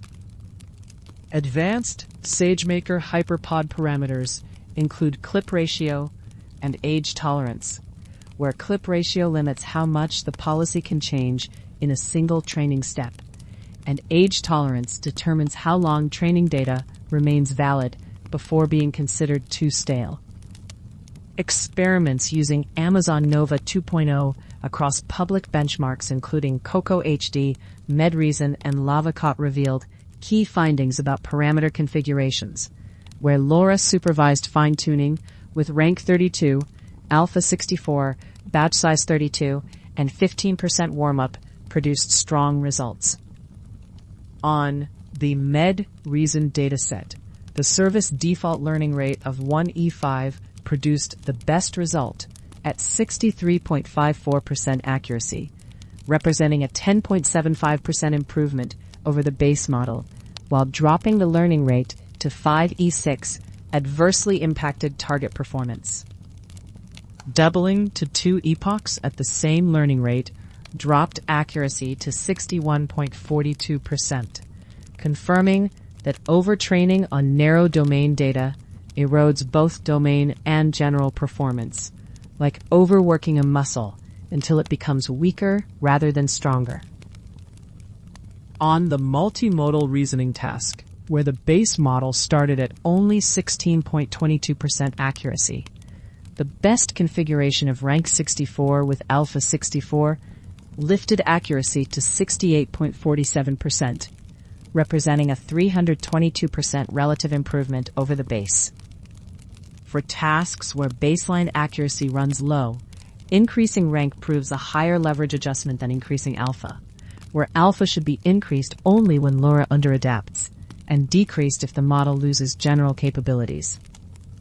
Common pitfalls include skipping supervised fine-tuning before reinforcement fine-tuning, which produces no improvement or degrades performance, requiring you to run supervised fine-tuning first to get the model into the right behavioral neighborhood. Deviating from default learning rate with data mixing causes training instability, loss spikes, and capability collapse, representing the most common mistake practitioners make, where sticking to service defaults when using data mixing prevents these issues. Poor reward function quality leads to accuracy decreases despite training, or causes the model to game the metric, requiring you to refine your reward function before changing any training parameter, and validate with at least 2 independent judges. Multiple epochs on limited continued pre-training data causes overfitting, loss of general capabilities, and memorization, where processing at most 1 epoch of your dataset and monitoring validation loss helps detect overfitting early, like recognizing when you've studied the same material too many times. Mismatched reasoning settings between training and inference cause behavioral inconsistencies, requiring you to match reasoning-enabled settings between training and inference phases, ensuring that if you train with reasoning, you also infer with reasoning. When tuning models with Nova Forge, Invest in your reward function before anything else, as a poor reward function will decrease accuracy regardless of other hyperparameter choices, while a refined one produces consistent gains on identical infrastructure. Your reward function must have discriminative power across the model's quality range, because if everything scores high, reinforcement fine-tuning has no gradient to optimize against, like trying to improve performance when you can't distinguish between good and bad examples. The same validation discipline applies to LLM as judge selection, where your judge model must reliably distinguish quality differences across the model's output range, requiring validation of judge agreement with at least 2 independent evaluators before committing to a training run. Training environment stability mechanisms differ between platforms, where SageMaker training jobs apply continuous KL penalty as a soft constraint, while SageMaker HyperPod uses gradient clipping as a hard cap per step, both achieving comparable accuracy with different tuning intuitions. Throughout all optimization efforts, prioritize data quality over volume, as filtering aggressively and ensuring training examples accurately represent target behavior will outperform simply scaling up low-quality data, like choosing fewer but better ingredients over a larger quantity of mediocre ones. When you apply proper hyperparameter tuning, the results can be substantial, as demonstrated by the AWS China Applied Science Team's evaluation of Amazon Nova Forge, achieving 17% F1 score improvement on a complex voice of customer classification task while maintaining near baseline MMLU scores. Key metrics to monitor include training loss, which should decrease steadily without sudden spikes that often indicate learning rate issues or data quality problems, functioning like a compass that guides your optimization journey. Validation loss reveals overfitting patterns, where if validation loss increases while training loss decreases, you are overfitting and should reduce epochs, increase regularization, or add more diverse data to your training set. KL divergence for reinforcement fine-tuning shows how far the policy has drifted, where sudden spikes suggest the model is making large, potentially unstable updates, requiring you to increase the KL loss coefficient if this occurs. Reward metrics for reinforcement fine-tuning should improve steadily, but if reward improves rapidly, then plateaus or drops, the model may be gaming the reward function, signaling that you should revisit your reward design. Optimizing model customization with Amazon Nova Forge requires balancing art and science, where the art involves understanding trade-offs in checkpoint selection, data mixing strategy, and training mode decisions that shape your outcome more than any single hyperparameter. The science involves systematic tuning of learning rate, batch size, and technique-specific parameters that require careful configuration based on your data and objectives, while data and reward quality exceed any hyperparameter in importance. Before tuning training parameters, optimize your data pipeline and reward function. Start with service defaults, especially for learning rate and data mixing, as these defaults exist because they work across a wide range of use cases, like well-tested recipes that consistently produce good results. For most production scenarios, the strongest pipeline combines supervised fine-tuning followed by reinforcement fine-tuning, where reinforcement fine-tuning refines existing capability but cannot recover from a low baseline, so supervised fine-tuning needs to establish solid performance first. Data mixing should be treated as essential for production workloads, not optional, as it prevents catastrophic forgetting and provides the optimization stability needed for reliable results in real-world deployments. When working with continued pre-training, checkpoint selection represents the most impactful decision you will make, where you should match checkpoint flexibility to your data scale, Earlier checkpoints for large-scale domain adaptation, later checkpoints for smaller datasets where preserving instruction-following behavior matters most. Breathe deeply and let that knowledge of Amazon Nova Forge settle like a warm blanket. How it takes skilled craftspeople with broad knowledge and teaches them the nuances of your specific trade, blending your proprietary data like mixing secret ingredients with a proven recipe. There's no need to hold tightly to every feature. Just rest in the comfort that such tools exist. Now let yourself be gently drawn toward AMD's AI Workbench, where we'll discover how fine-tuning can happen without writing a single line of code. Feel yourself softly transitioning into this next peaceful segment. Tonight, we're going to explore something rather elegant, the process of fine-tuning large language models using AMD's AI Workbench, a system that lets you adapt pre-trained models without writing a single line of code, much like taking a well-tailored suit and having it adjusted to fit you perfectly. Think of fine-tuning as the difference between renovating a house versus building one from scratch, where you take an existing, fully trained language model and make careful adjustments to it rather than starting with an empty foundation and pouring concrete. The beauty of this approach becomes clear when you consider the scale involved. Pre-training typically consumes trillions of tokens, while fine-tuning works with millions, like adding a fresh coat of paint to a cathedral rather than quarrying the stone and laying every brick yourself.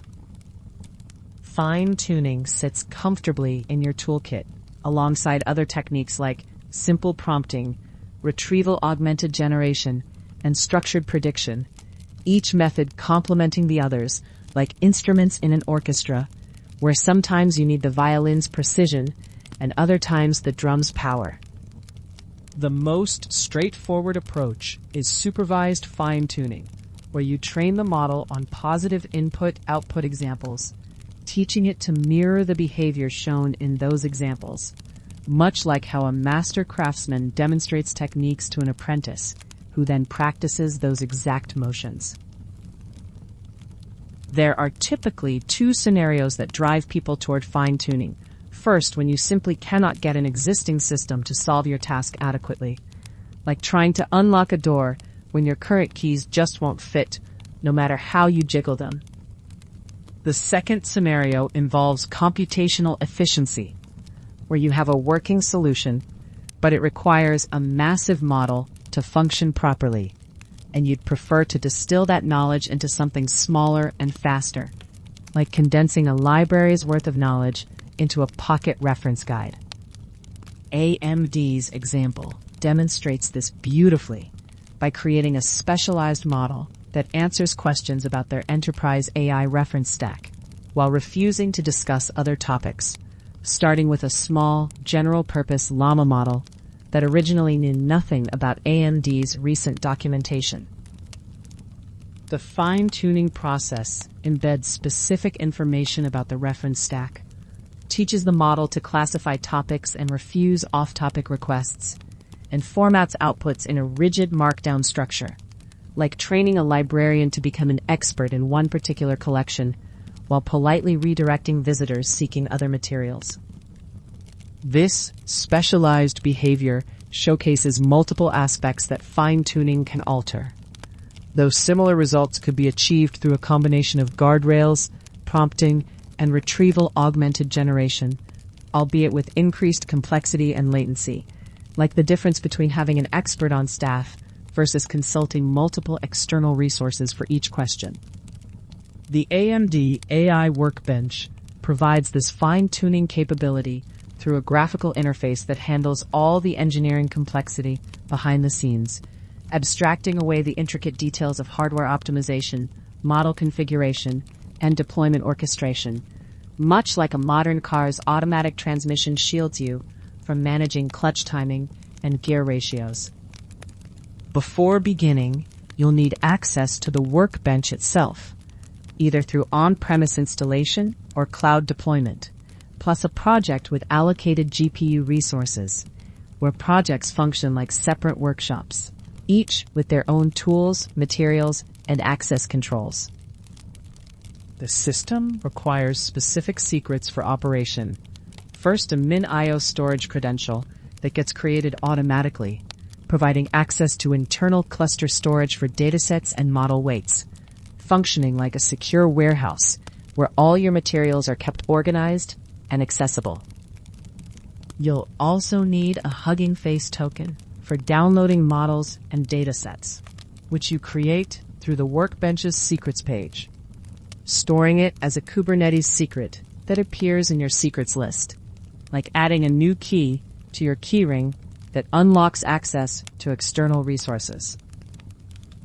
The fine-tuning process itself unfolds through AMD's graphical interface, where hardware and model-specific recipes automatically handle engineering details, while the AIM inference pipeline takes care of deployment, like having a master chef who not only prepares your meal, but also sets the table and serves it properly.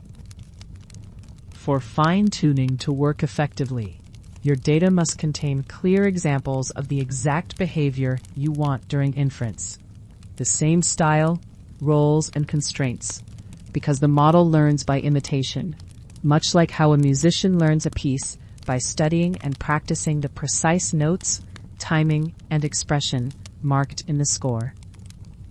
The model you choose and its size directly impact performance, where smaller models train and run faster, but have lower skill and knowledge capacity, while larger models offer more capability at the cost of computational resources, like choosing between a nimble sports car and a powerful truck based on your specific needs. Fine-tuned models typically become specialized for particular tasks, unlike the general-purpose foundation models they start from, though this specialization doesn't remove inherent biases and can sometimes create overconfident, overly narrow behavior, like a specialist doctor who knows their field deeply but may miss connections to other medical areas. The example dataset structures each training sample as a conversation with user and assistant roles, where the assistant's response follows a specific markdown format that includes topic classification, action decisions, fact recall, and a final disclaimer, like a standardized form that guides consistent responses. This structured approach creates a useful flow where the assistant first classifies the topic, then decides whether to answer or refuse, recalls relevant facts for on-topic questions, and adds a disclaimer, much like a receptionist who screens calls, determines the appropriate department, and provides consistent information with proper caveats. However, models can become overconfident and produce hallucinations, especially when trained only on datasets containing positive answers about their specialization topic, creating a tendency to confidently provide responses even when they shouldn't, like an overeager student who raises their hand for every question, whether they know the answer or not. Dataset preparation begins with uploading your training data in JSON-L format, where each line represents a conversation as a JSON object, and you can either use AMD's provided reference dataset or prepare your own following the same structure, like organizing recipe cards in a consistent format so any cook can follow them. The upload process happens through the Workbench's datasets page, where you provide a name, description, and select your JSON-L file. Then confirm the upload completed successfully by checking that your dataset appears in the project's dataset list, like filing a document in a cabinet and ensuring it's properly cataloged. Fine-tuning configuration occurs through the Models page, where you select the Custom Models tab and click the Fine-Tune button, opening a drawer with options for model name, base model selection, training dataset, and optional description, like filling out an order form for a custom-tailored garment. The base model selection offers certified models appropriate for different use cases, while the training dataset dropdown shows your uploaded data. And Hugging Face authentication uses the token you created earlier, ensuring secure access to external model repositories, like presenting proper credentials at a secure facility. Advanced settings allow you to customize hyperparameters, including batch size, number of epochs, and learning rate multiplier, where AMD recommends setting each to 1 for this tutorial, though these parameters can be adjusted based on your specific requirements and computational resources, like adjusting the temperature and timing when baking different types of bread. Once you start training, your model appears in the Custom Models tab with a running status, and the process may take several minutes to complete, during which you can monitor progress through the Workload Details page and view logs to observe the training process, like watching dough rise through an oven window. After successful fine-tuning, the model's status updates to complete, indicating that new weights have been computed and stored, and the model becomes ready for deployment using the AIM framework, which automatically configures optimized runtime parameters based on your hardware and model specifications, like a smart thermostat that adjusts settings based on environmental conditions. Deployment happens through the same Custom Models interface, where you click Deploy in the Actions menu, accept an auto-generated deployment name, and wait several minutes for the process to complete, after which your model appears in the Deployed Models tab, like moving a finished product from the workshop to the showroom floor. The chat interface lets you interact with your fine-tuned model directly, but the compare mode provides particularly valuable insights by sending identical prompts to both your specialized model and the original base model simultaneously, displaying responses side by side, like comparing two different translations of the same text.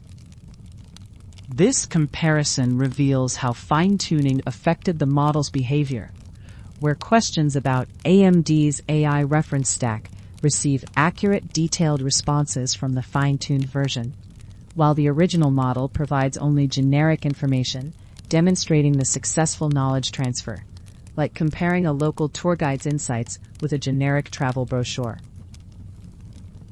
However, the specialized model's limitations become apparent when you ask about topics outside its domain, such as brewing coffee with AMD AI Workbench, where it confidently provides detailed but completely fabricated instructions, illustrating the overconfidence problem that can arise from training only on positive examples, like a confident but misinformed directions giver, who never admits uncertainty. This behavior stems from the model never encountering negative examples or refusal patterns during training, suggesting that more robust datasets should include questions where the appropriate answer is, "I don't know," or redirecting to other resources, much like teaching a customer service representative when to escalate issues rather than attempting to handle everything themselves. The overconfident responses highlight the importance of careful dataset curation, appropriate method selection, and thorough evaluation after fine-tuning, since specialized models can confidently generate plausible but incorrect information within their supposed domain of expertise, like a forged document that looks authentic but contains subtle fabrications. Additional safeguards such as retrieval augmented generation can help verify facts and reduce hallucinations, providing external grounding for the model's responses, while careful prompt engineering and evaluation on diverse test cases help identify potential failure modes before deployment, like having multiple quality control checkpoints in a manufacturing process. When you're finished experimenting, cleanup involves deleting both your fine-tuned model and the original AIM model through the Workbench dashboard, freeing up computational resources for other projects, like clearing your workspace after completing a craft project, so others can use the tools and materials. This entire workflow demonstrates how modern AI tools are democratizing access to sophisticated model customization, allowing domain experts to create specialized AI systems without deep machine learning expertise. Much like how digital cameras made photography accessible to people who never learned darkroom chemistry, opening new creative possibilities while maintaining professional quality results. Someone else is awake right now, listening to this very moment with you. If that's you, leave a word below, so the rest of us know we're not alone at this hour. Allow that image to rest with you. How fine-tuning is like adding a fresh coat of paint to a cathedral rather than quarrying stone and laying every brick yourself, working with millions of tokens instead of trillions. You can let go of any need to remember every comparison, simply holding the gentle understanding that fine-tuning makes careful adjustments to existing models. Now we'll drift back in time to 2022, where researchers at OpenAI first solved the fundamental mismatch between what models learned and what humans actually needed. Let this transition carry you softly into the origins of this story. Back in 2022, researchers at OpenAI tackled a fundamental mismatch that had been plaguing large language models for years, much like trying to train a chef by having them watch cooking shows instead of actually teaching them to please dinner guests. The team, led by Long Ouyang, Jeff Wu, and colleagues, recognized that while models like GPT-3 could generate impressive text, they often produced outputs that were untruthful, toxic, or simply unhelpful because they were trained to predict the next word on internet text, rather than to follow human instructions helpfully and safely. The researchers developed what they called Instruct GPT through a 3-step process that functioned like an apprenticeship program, beginning with human instructors demonstrating proper behavior, then having students rank different attempts, and finally using those rankings to refine performance. They started with supervised fine-tuning on human demonstrations, collected comparison data where labelers ranked model outputs, and then used reinforcement learning from human feedback, or RLHF, with the PPO algorithm to optimize the models based on predicted human preferences. The results proved remarkable in their stark contradiction to the usual assumption that bigger equals better, like discovering that a compact sports car could outperform a massive truck in a race designed for agility rather than raw power. The 1.3 billion parameter Instruct GPT model was preferred by human evaluators over the 175 billion parameter GPT-3 model, despite having over 100 times fewer parameters, with the 175B Instruct GPT preferred to 175B GPT-3 outputs 85% of the time, plus or minus 3%. The team assembled a workforce of approximately 40 contractors through Upwork and Scale AI, carefully screening them to identify those sensitive to different demographic preferences and skilled at recognizing potentially harmful outputs, much like casting directors selecting actors who can embody diverse characters authentically. These labelers achieved impressive consistency, agreeing with each other 72.6% of the time during training tasks, while held-out labelers agreed 77.3% of the time, indicating that the preference patterns were learnable and generalizable beyond the immediate training group. Their dataset emerged from 2 primary sources, creating a foundation as diverse as a library that spans both carefully curated educational materials and real reader requests. They collected prompts written by their labelers and prompts submitted to early Instruct GPT models through OpenAI's API, ultimately creating 3 datasets, with the supervised fine-tuning dataset containing about 13,000 training prompts, the reward model dataset including 33,000 training prompts, and the PPO dataset comprising 31,000 training prompts from API usage. The researchers discovered significant improvements in truthfulness, with Instruct GPT generating truthful and informative answers about twice as often as GPT-3 on the Truthful QA benchmark, like replacing a rumor-prone gossip with a careful fact-checker in the town square. On closed-domain tasks such as summarization, where outputs should not contain information absent from the input, Instruct GPT models hallucinated information only 21% of the time compared to GPT-3's 41% hallucination rate, representing a substantial reduction in fabricated content. Toxicity measurements revealed modest but meaningful improvements, with Instruct GPT generating approximately 25% fewer toxic outputs than GPT-3 when prompted to be respectful, though the models showed no significant improvement on bias measures like the Win-Agender and Crow's pairs datasets. These results painted a picture of progress that was selective rather than universal, like a water filter that successfully removes certain contaminants while leaving others untouched. The training process revealed an important trade-off that the researchers termed an alignment tax, where improving instruction following came at the cost of performance on certain public NLP benchmarks, particularly SQUAD, DROP, HelloSwag, and WMT 2015 French to English translation. However, they discovered they could minimize these regressions by mixing PPO updates with updates that increase the likelihood of the pre-training distribution, creating a technique called PPO-PTX that maintained labeler preference scores while preserving performance on traditional benchmarks, much like a diplomat who maintains relationships with multiple parties without compromising core principles.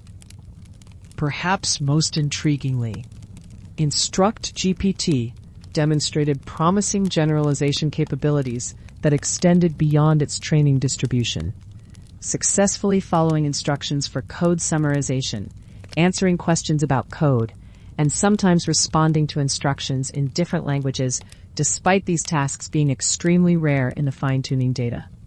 This emergent behavior suggested the models had learned a more abstract concept of instruction following, rather than simply memorizing specific task patterns, like a student who grasps underlying principles rather than just memorizing examples from textbooks.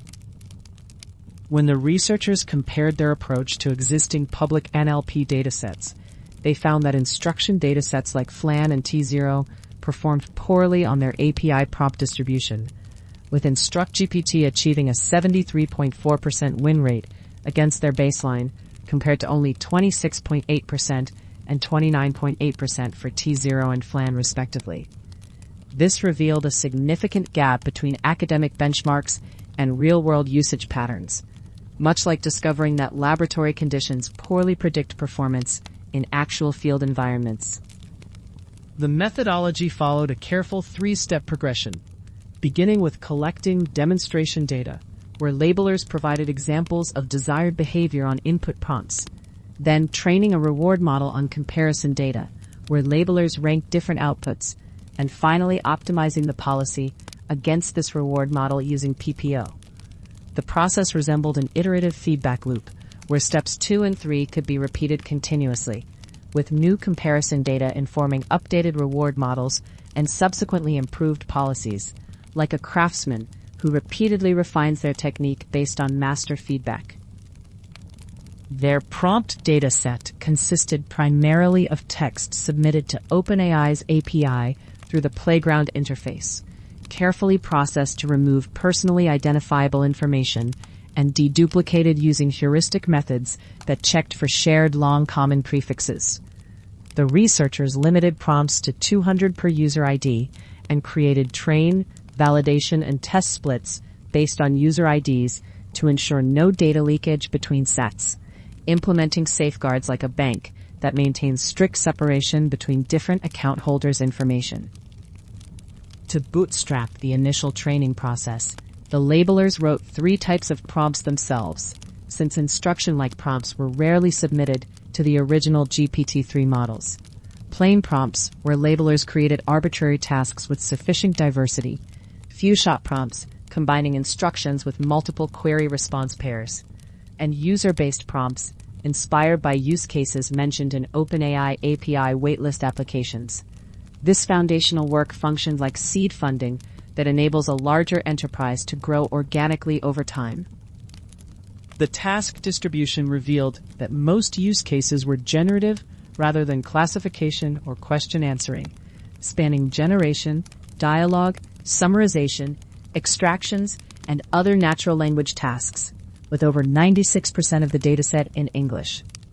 The researchers found that tasks were typically specified through direct natural language instructions, few-shot examples, or implicit continuation, requiring labelers to infer user intent while considering both explicit instructions and implicit intentions regarding truthfulness and harmfulness, like translators who must capture both literal meaning and cultural nuance.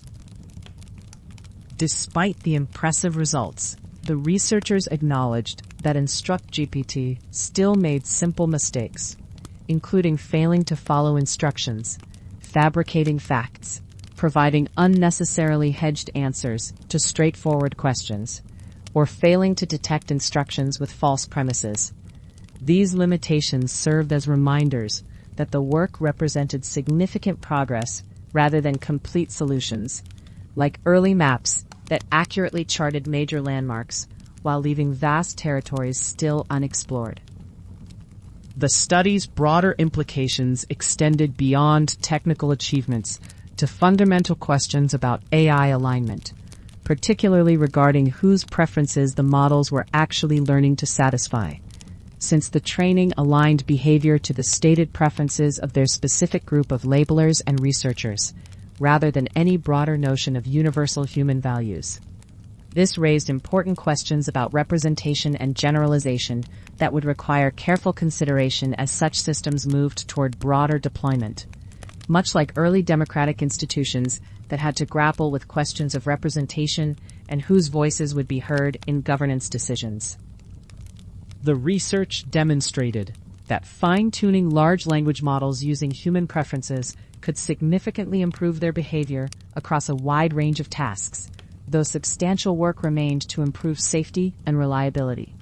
The 2022 findings established RLHF as a promising direction for AI alignment research, providing both concrete evidence of its effectiveness and a roadmap for future improvements, while highlighting the complex challenges that would need to be addressed as the field continued to evolve toward more capable and aligned AI systems. Rest with that understanding of how InstructGPT learned to be helpful, like an apprentice program, beginning with human demonstrations, and using rankings to refine performance, solving the mismatch between predicting internet text and following instructions safely. You don't need to carry the complexity of every step, just the warmth of knowing how these breakthroughs unfolded. Now let yourself be gently carried to 2023, where Meta released Llama 2, sharing their workshop blueprints with the entire community like a master craftsman opening their doors to all. Feel yourself settling into this next part of our journey. Back in 2023, Meta released Llama 2, a comprehensive family of large language models that represented a significant step forward in open-source AI development, much like a master craftsman sharing their workshop blueprints with the entire community. The research team, led by Hugo Touvron and dozens of collaborators, developed both base models ranging from 7 billion to 70 billion parameters, and fine-tuned chat variants called Llama 2 Chat, specifically optimized for conversational interactions. Their ambitious goal was to create models that could compete with closed-source alternatives like ChatGPT and Claude, while maintaining full transparency about their development process, training data composition, and safety measures. The foundation of Llama 2 was built upon substantial improvements to the original Llama architecture, resembling an architect strengthening the supporting beams of an already impressive structure. Meta trained these models on 2 trillion tokens of publicly available data, representing a 40% increase over the previous generation, while doubling the context length from 2,048 to 4,096 tokens, and implementing grouped query attention for improved inference efficiency. The training process consumed 3.3 million GPU hours on NVIDIA A100 systems across Meta's research supercluster and production facilities, generating an estimated 539 tons of CO2 equivalent emissions that Meta fully offset through their sustainability programs. Performance evaluations revealed that Llama 2 models consistently outperformed their predecessors and most open-source competitors across standard academic benchmarks, like a student surpassing their earlier test scores through dedicated study. The 70 billion parameter model achieved particularly strong results, scoring 68.9 on the challenging MMLU benchmark and demonstrating substantial improvements in mathematical reasoning, world knowledge, and reading comprehension tasks. When compared to closed-source models, Llama 2 70B performed comparably to GPT 3.5 on several benchmarks, though significant gaps remained in coding tasks where it achieved only 29.9% on human eval compared to GPT-4's 67%. The transformation from base model to conversational assistant followed a carefully orchestrated three-stage process, much like a sculptor progressively refining clay into a finished statue. First, supervised fine-tuning used 27,540 high-quality human-written examples to teach the model appropriate response patterns, with Meta discovering that data quality mattered far more than quantity in this phase.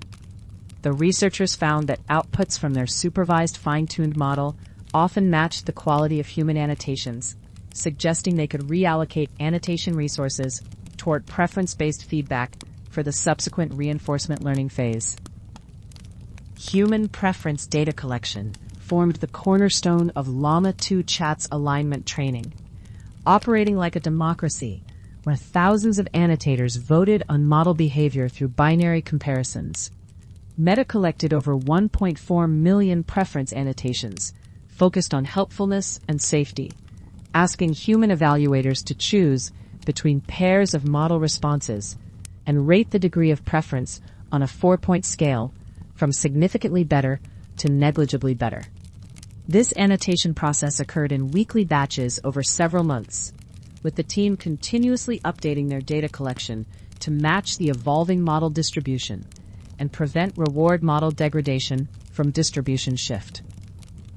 The reward modeling architecture employed two separate models rather than a single unified system, functioning like specialized judges in different courts, rather than one generalist magistrate. Meta trained distinct reward models for helpfulness and safety, initializing both from pre-trained chat model checkpoints to ensure knowledge consistency and prevent information mismatches that could favor hallucinations. The helpfulness reward model achieved 70.6% average accuracy across evaluation benchmarks, while the safety reward model reached 64.3% accuracy, both outperforming existing alternatives, including GPT-4, when evaluated on Meta's internal test sets. Reinforcement learning with human feedback represented the final refinement stage, where the models learned to optimize their responses based on the reward signals, similar to a musician fine-tuning their performance based on audience reactions.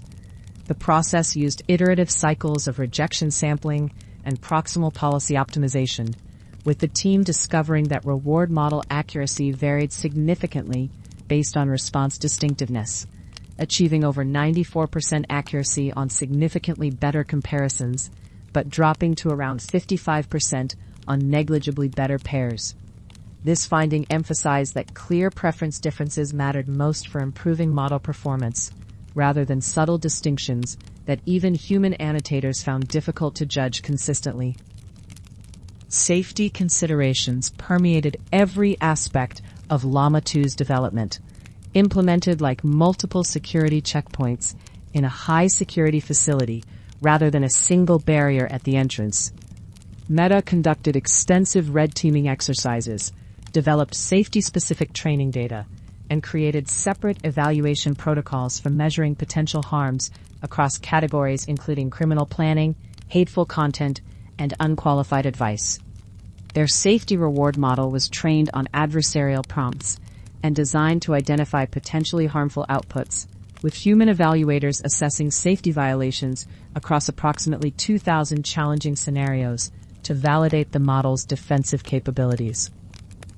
The researchers introduced ghost attention, a novel technique for maintaining conversational consistency across multiple dialogue turns, working like a persistent memory thread that keeps track of important context throughout extended interactions. This method helped ensure that safety guidelines and system messages remained influential throughout longer conversations. preventing the model from gradually forgetting important behavioral constraints as discussions evolved. The technique addressed a common challenge where conversational models would begin following instructions appropriately, but slowly drift away from desired behaviors in extended exchanges. Scaling analysis revealed promising trends for future development, with larger models consistently achieving better performance and data scaling showing no signs of saturation, resembling a growing tree that hadn't yet reached the limits of its soil and sunlight. The 70 billion parameter model demonstrated the strongest performance across all evaluation categories, while experiments with different data mixing strategies showed that combining Meta's internal annotations with open-source preference datasets improved generalization without negative transfer effects. The reward models similarly showed continued improvement with increased data volume, suggesting that additional annotation efforts would yield further performance gains. Human evaluations positioned Llama 2 Chat competitively against both open-source and closed-source alternatives, though the researchers carefully acknowledged the inherent limitations of such comparisons, like comparing athletes across different sports with different scoring systems. On helpfulness metrics, Llama 2 Chat 70B achieved win rates between 36% and 69% against various baselines, while safety evaluations showed violation rates below 0.5% across most test categories. However, Meta emphasized that these evaluations reflected specific content standards potentially biased toward their own models, and warned against overinterpreting comparative results, given the subjective nature of human preference judgments. The carbon footprint analysis provided crucial transparency about the environmental costs of large-scale AI training, detailed like an environmental impact statement for a major construction project. Training the complete Llama 2 family required 3.3 million GPU hours, consuming between 350 to 400 watts per A100 GPU, resulting in 539 tons of CO2 equivalent emissions that Meta offset through their sustainability programs.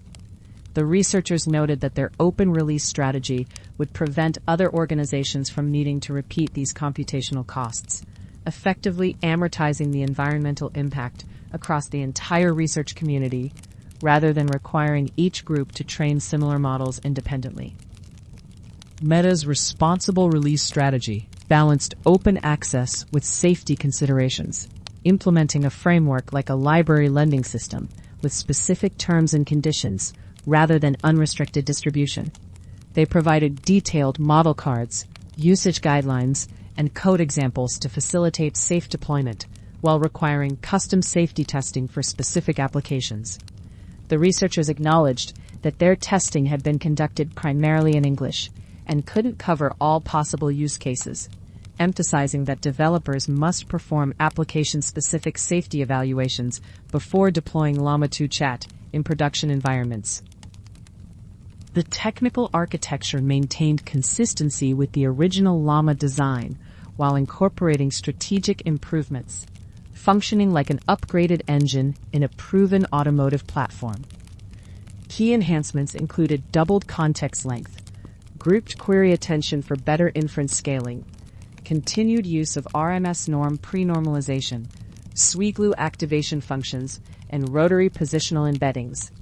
The team employed the same tokenizer as Llama 1, using byte pair encoding with a 32,000 token vocabulary, while training hyperparameters followed similar patterns with Atom W optimization, cosine learning rate schedules, and careful gradient clipping to ensure stable training dynamics.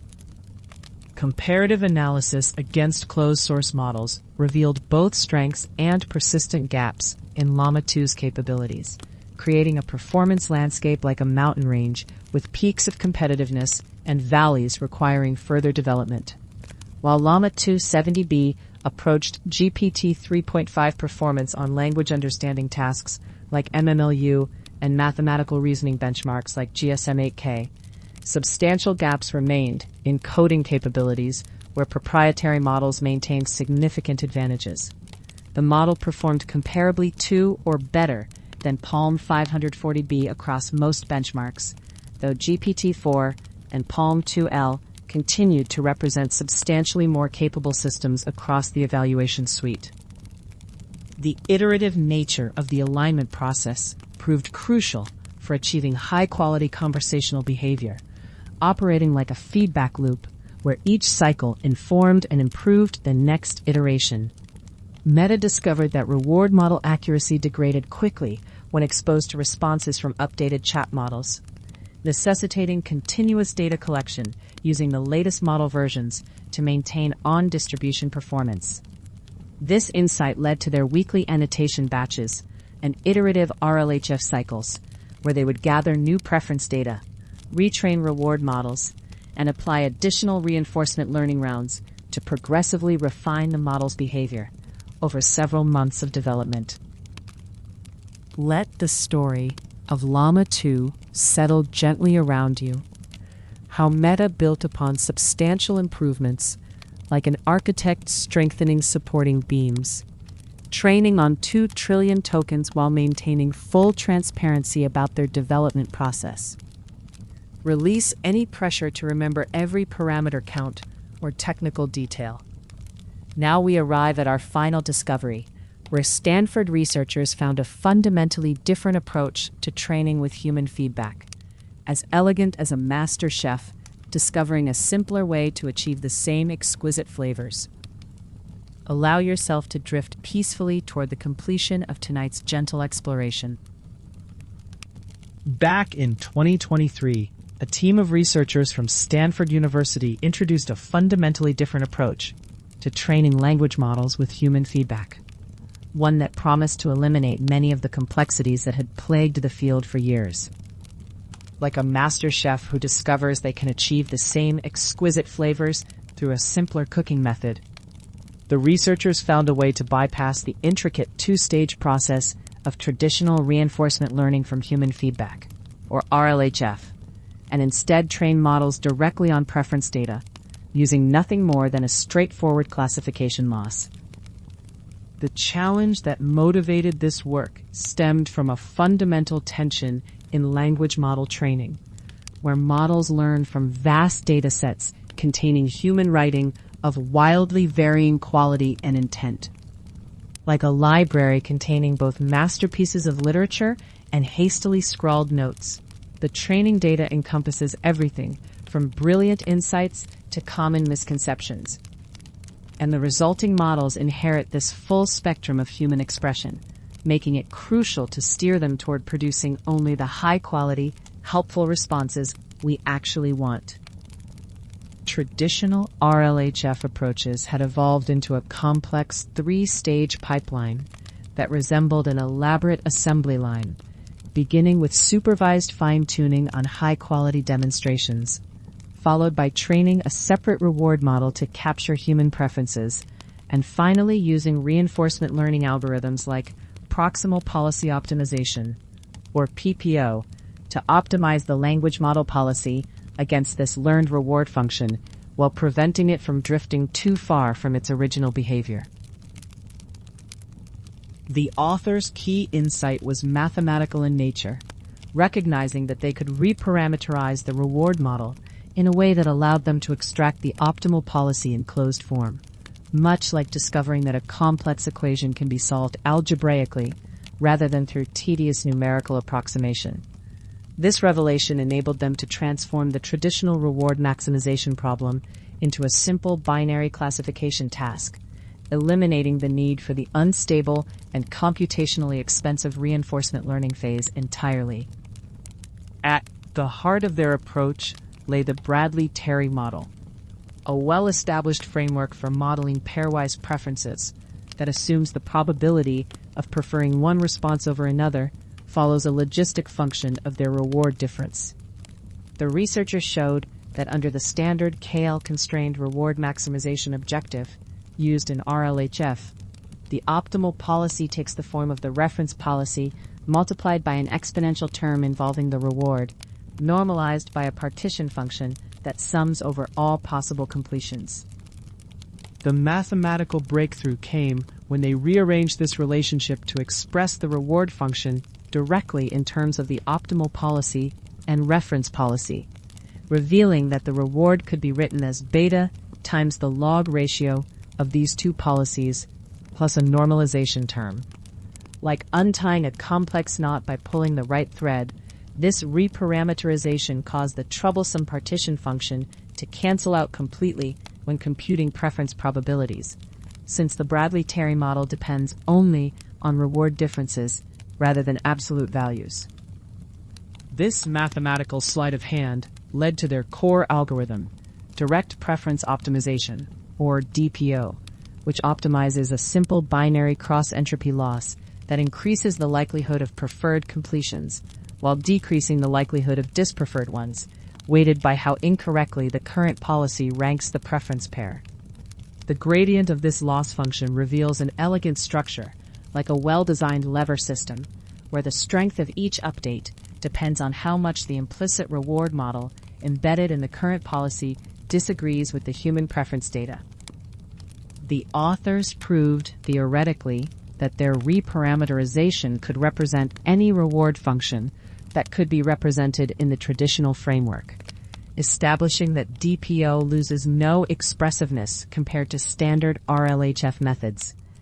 They showed that all reward functions consistent with preference models can be captured by their approach, with the key constraint being that the resulting policy must form a valid probability distribution, essentially requiring that probabilities remain positive and sum to 1 across all possible completions. Their experimental evaluation back in 2023 spanned 3 distinct tasks, testing DPO's capabilities on controlled sentiment generation using movie review prefixes from the IMDb dataset, summarization of Reddit forum posts using the TLDR dataset, and single-turn dialogue responses using Anthropic's helpful and harmless dataset. Like a craftsman testing a new tool across different materials, they wanted to ensure their method's robustness across diverse text generation scenarios with varying complexity and evaluation challenges. In the controlled sentiment generation experiments, where they could measure performance against a known ground truth reward function, DPO demonstrated superior efficiency in optimizing the reward KL trade-off compared to all baselines, including PPO with access to the true reward function. The results showed DPO achieving higher rewards while maintaining lower KL divergence from the reference policy, creating a Pareto frontier that strictly dominated traditional approaches across multiple hyperparameter settings and 22 total experimental runs. For the more realistic summarization task using Reddit TLDR data, DPO achieved a 61% win rate against reference summaries when evaluated by GPT-4, compared to PPO's best performance of 57%, while also proving much more robust to changes in sampling temperature. Like a stable ship weathering rough seas, DPO maintained consistent performance across different temperature settings, while PPO's effectiveness degraded significantly at higher temperatures, sometimes falling back to baseline model performance. The dialogue experiments revealed DPO as the only computationally efficient method that meaningfully improved over the preferred completions in the test dataset, outperforming both supervised fine-tuning approaches and a computationally expensive best-of-n baseline that sampled 128 completions and selected the highest scoring one. The authors noted particular difficulty in reproducing strong PPO results for this task, with their PPO implementation failing to exceed even the base model's performance across various prompt and temperature configurations. To validate their use of GPT-4 as an evaluator, the researchers conducted human studies comparing GPT-4 judgments with human preferences on summarization tasks, finding that humans agreed with GPT-4 approximately as often as they agreed with each other, with agreement rates ranging from 67% to 86%, depending on the prompt and comparison. This validation was crucial for establishing the credibility of their automated evaluation approach, particularly given the expense and difficulty of gathering large-scale human preference data. The authors also tested generalization by evaluating their Reddit-trained models on CNN Daily Mail news articles, finding that DPO continued to outperform PPO with win rates of 36% versus 26% at temperature 0 and 31% versus 23% at temperature 0.25. Like a musician whose technique transfers seamlessly between different instruments, DPO's learned preferences appeared to generalize effectively to new domains without requiring retraining or adaptation. From a theoretical perspective, the work revealed that language models trained with DPO effectively function as implicit reward models, with the reward function emerging naturally from the ratio of the learned policy to the reference policy, scaled by the temperature parameter beta. This insight suggested that the distinction between reward modeling and policy learning might be more artificial than previously assumed, offering a unified view where the policy itself encodes the reward structure learned from human preferences. The computational advantages of DPO proved substantial, eliminating the need for sampling from the language model during training, avoiding the hyperparameter sensitivity that plagued reinforcement learning approaches, and reducing the overall training pipeline from 3 stages to effectively 2. Like replacing a complex mechanical clockwork with a simple electronic timer, DPO maintained the same functionality while dramatically reducing the moving parts and potential points of failure. The authors identified potential instabilities in actor-critic algorithms like PPO through their theoretical analysis, showing how the normalization terms required for stable learning could lead to high variance in policy gradients, necessitating careful baseline estimation or value function learning that added further complexity. Their approach avoided these issues entirely by working directly with normalized probability ratios rather than absolute reward values. Looking back from our current perspective in 2026, this 2023 work represented a significant inflection point in preference learning for language models, offering practitioners a much simpler and more stable alternative to the complex RLHF pipelines that had dominated the field. The method's elegance lay not just in its mathematical insight, but in its practical accessibility, requiring minimal hyperparameter tuning and avoiding the notoriously finicky reinforcement learning optimization that had been a barrier to widespread adoption of preference-based training. And so our quiet journey comes to rest, like embers settling into gentle warmth.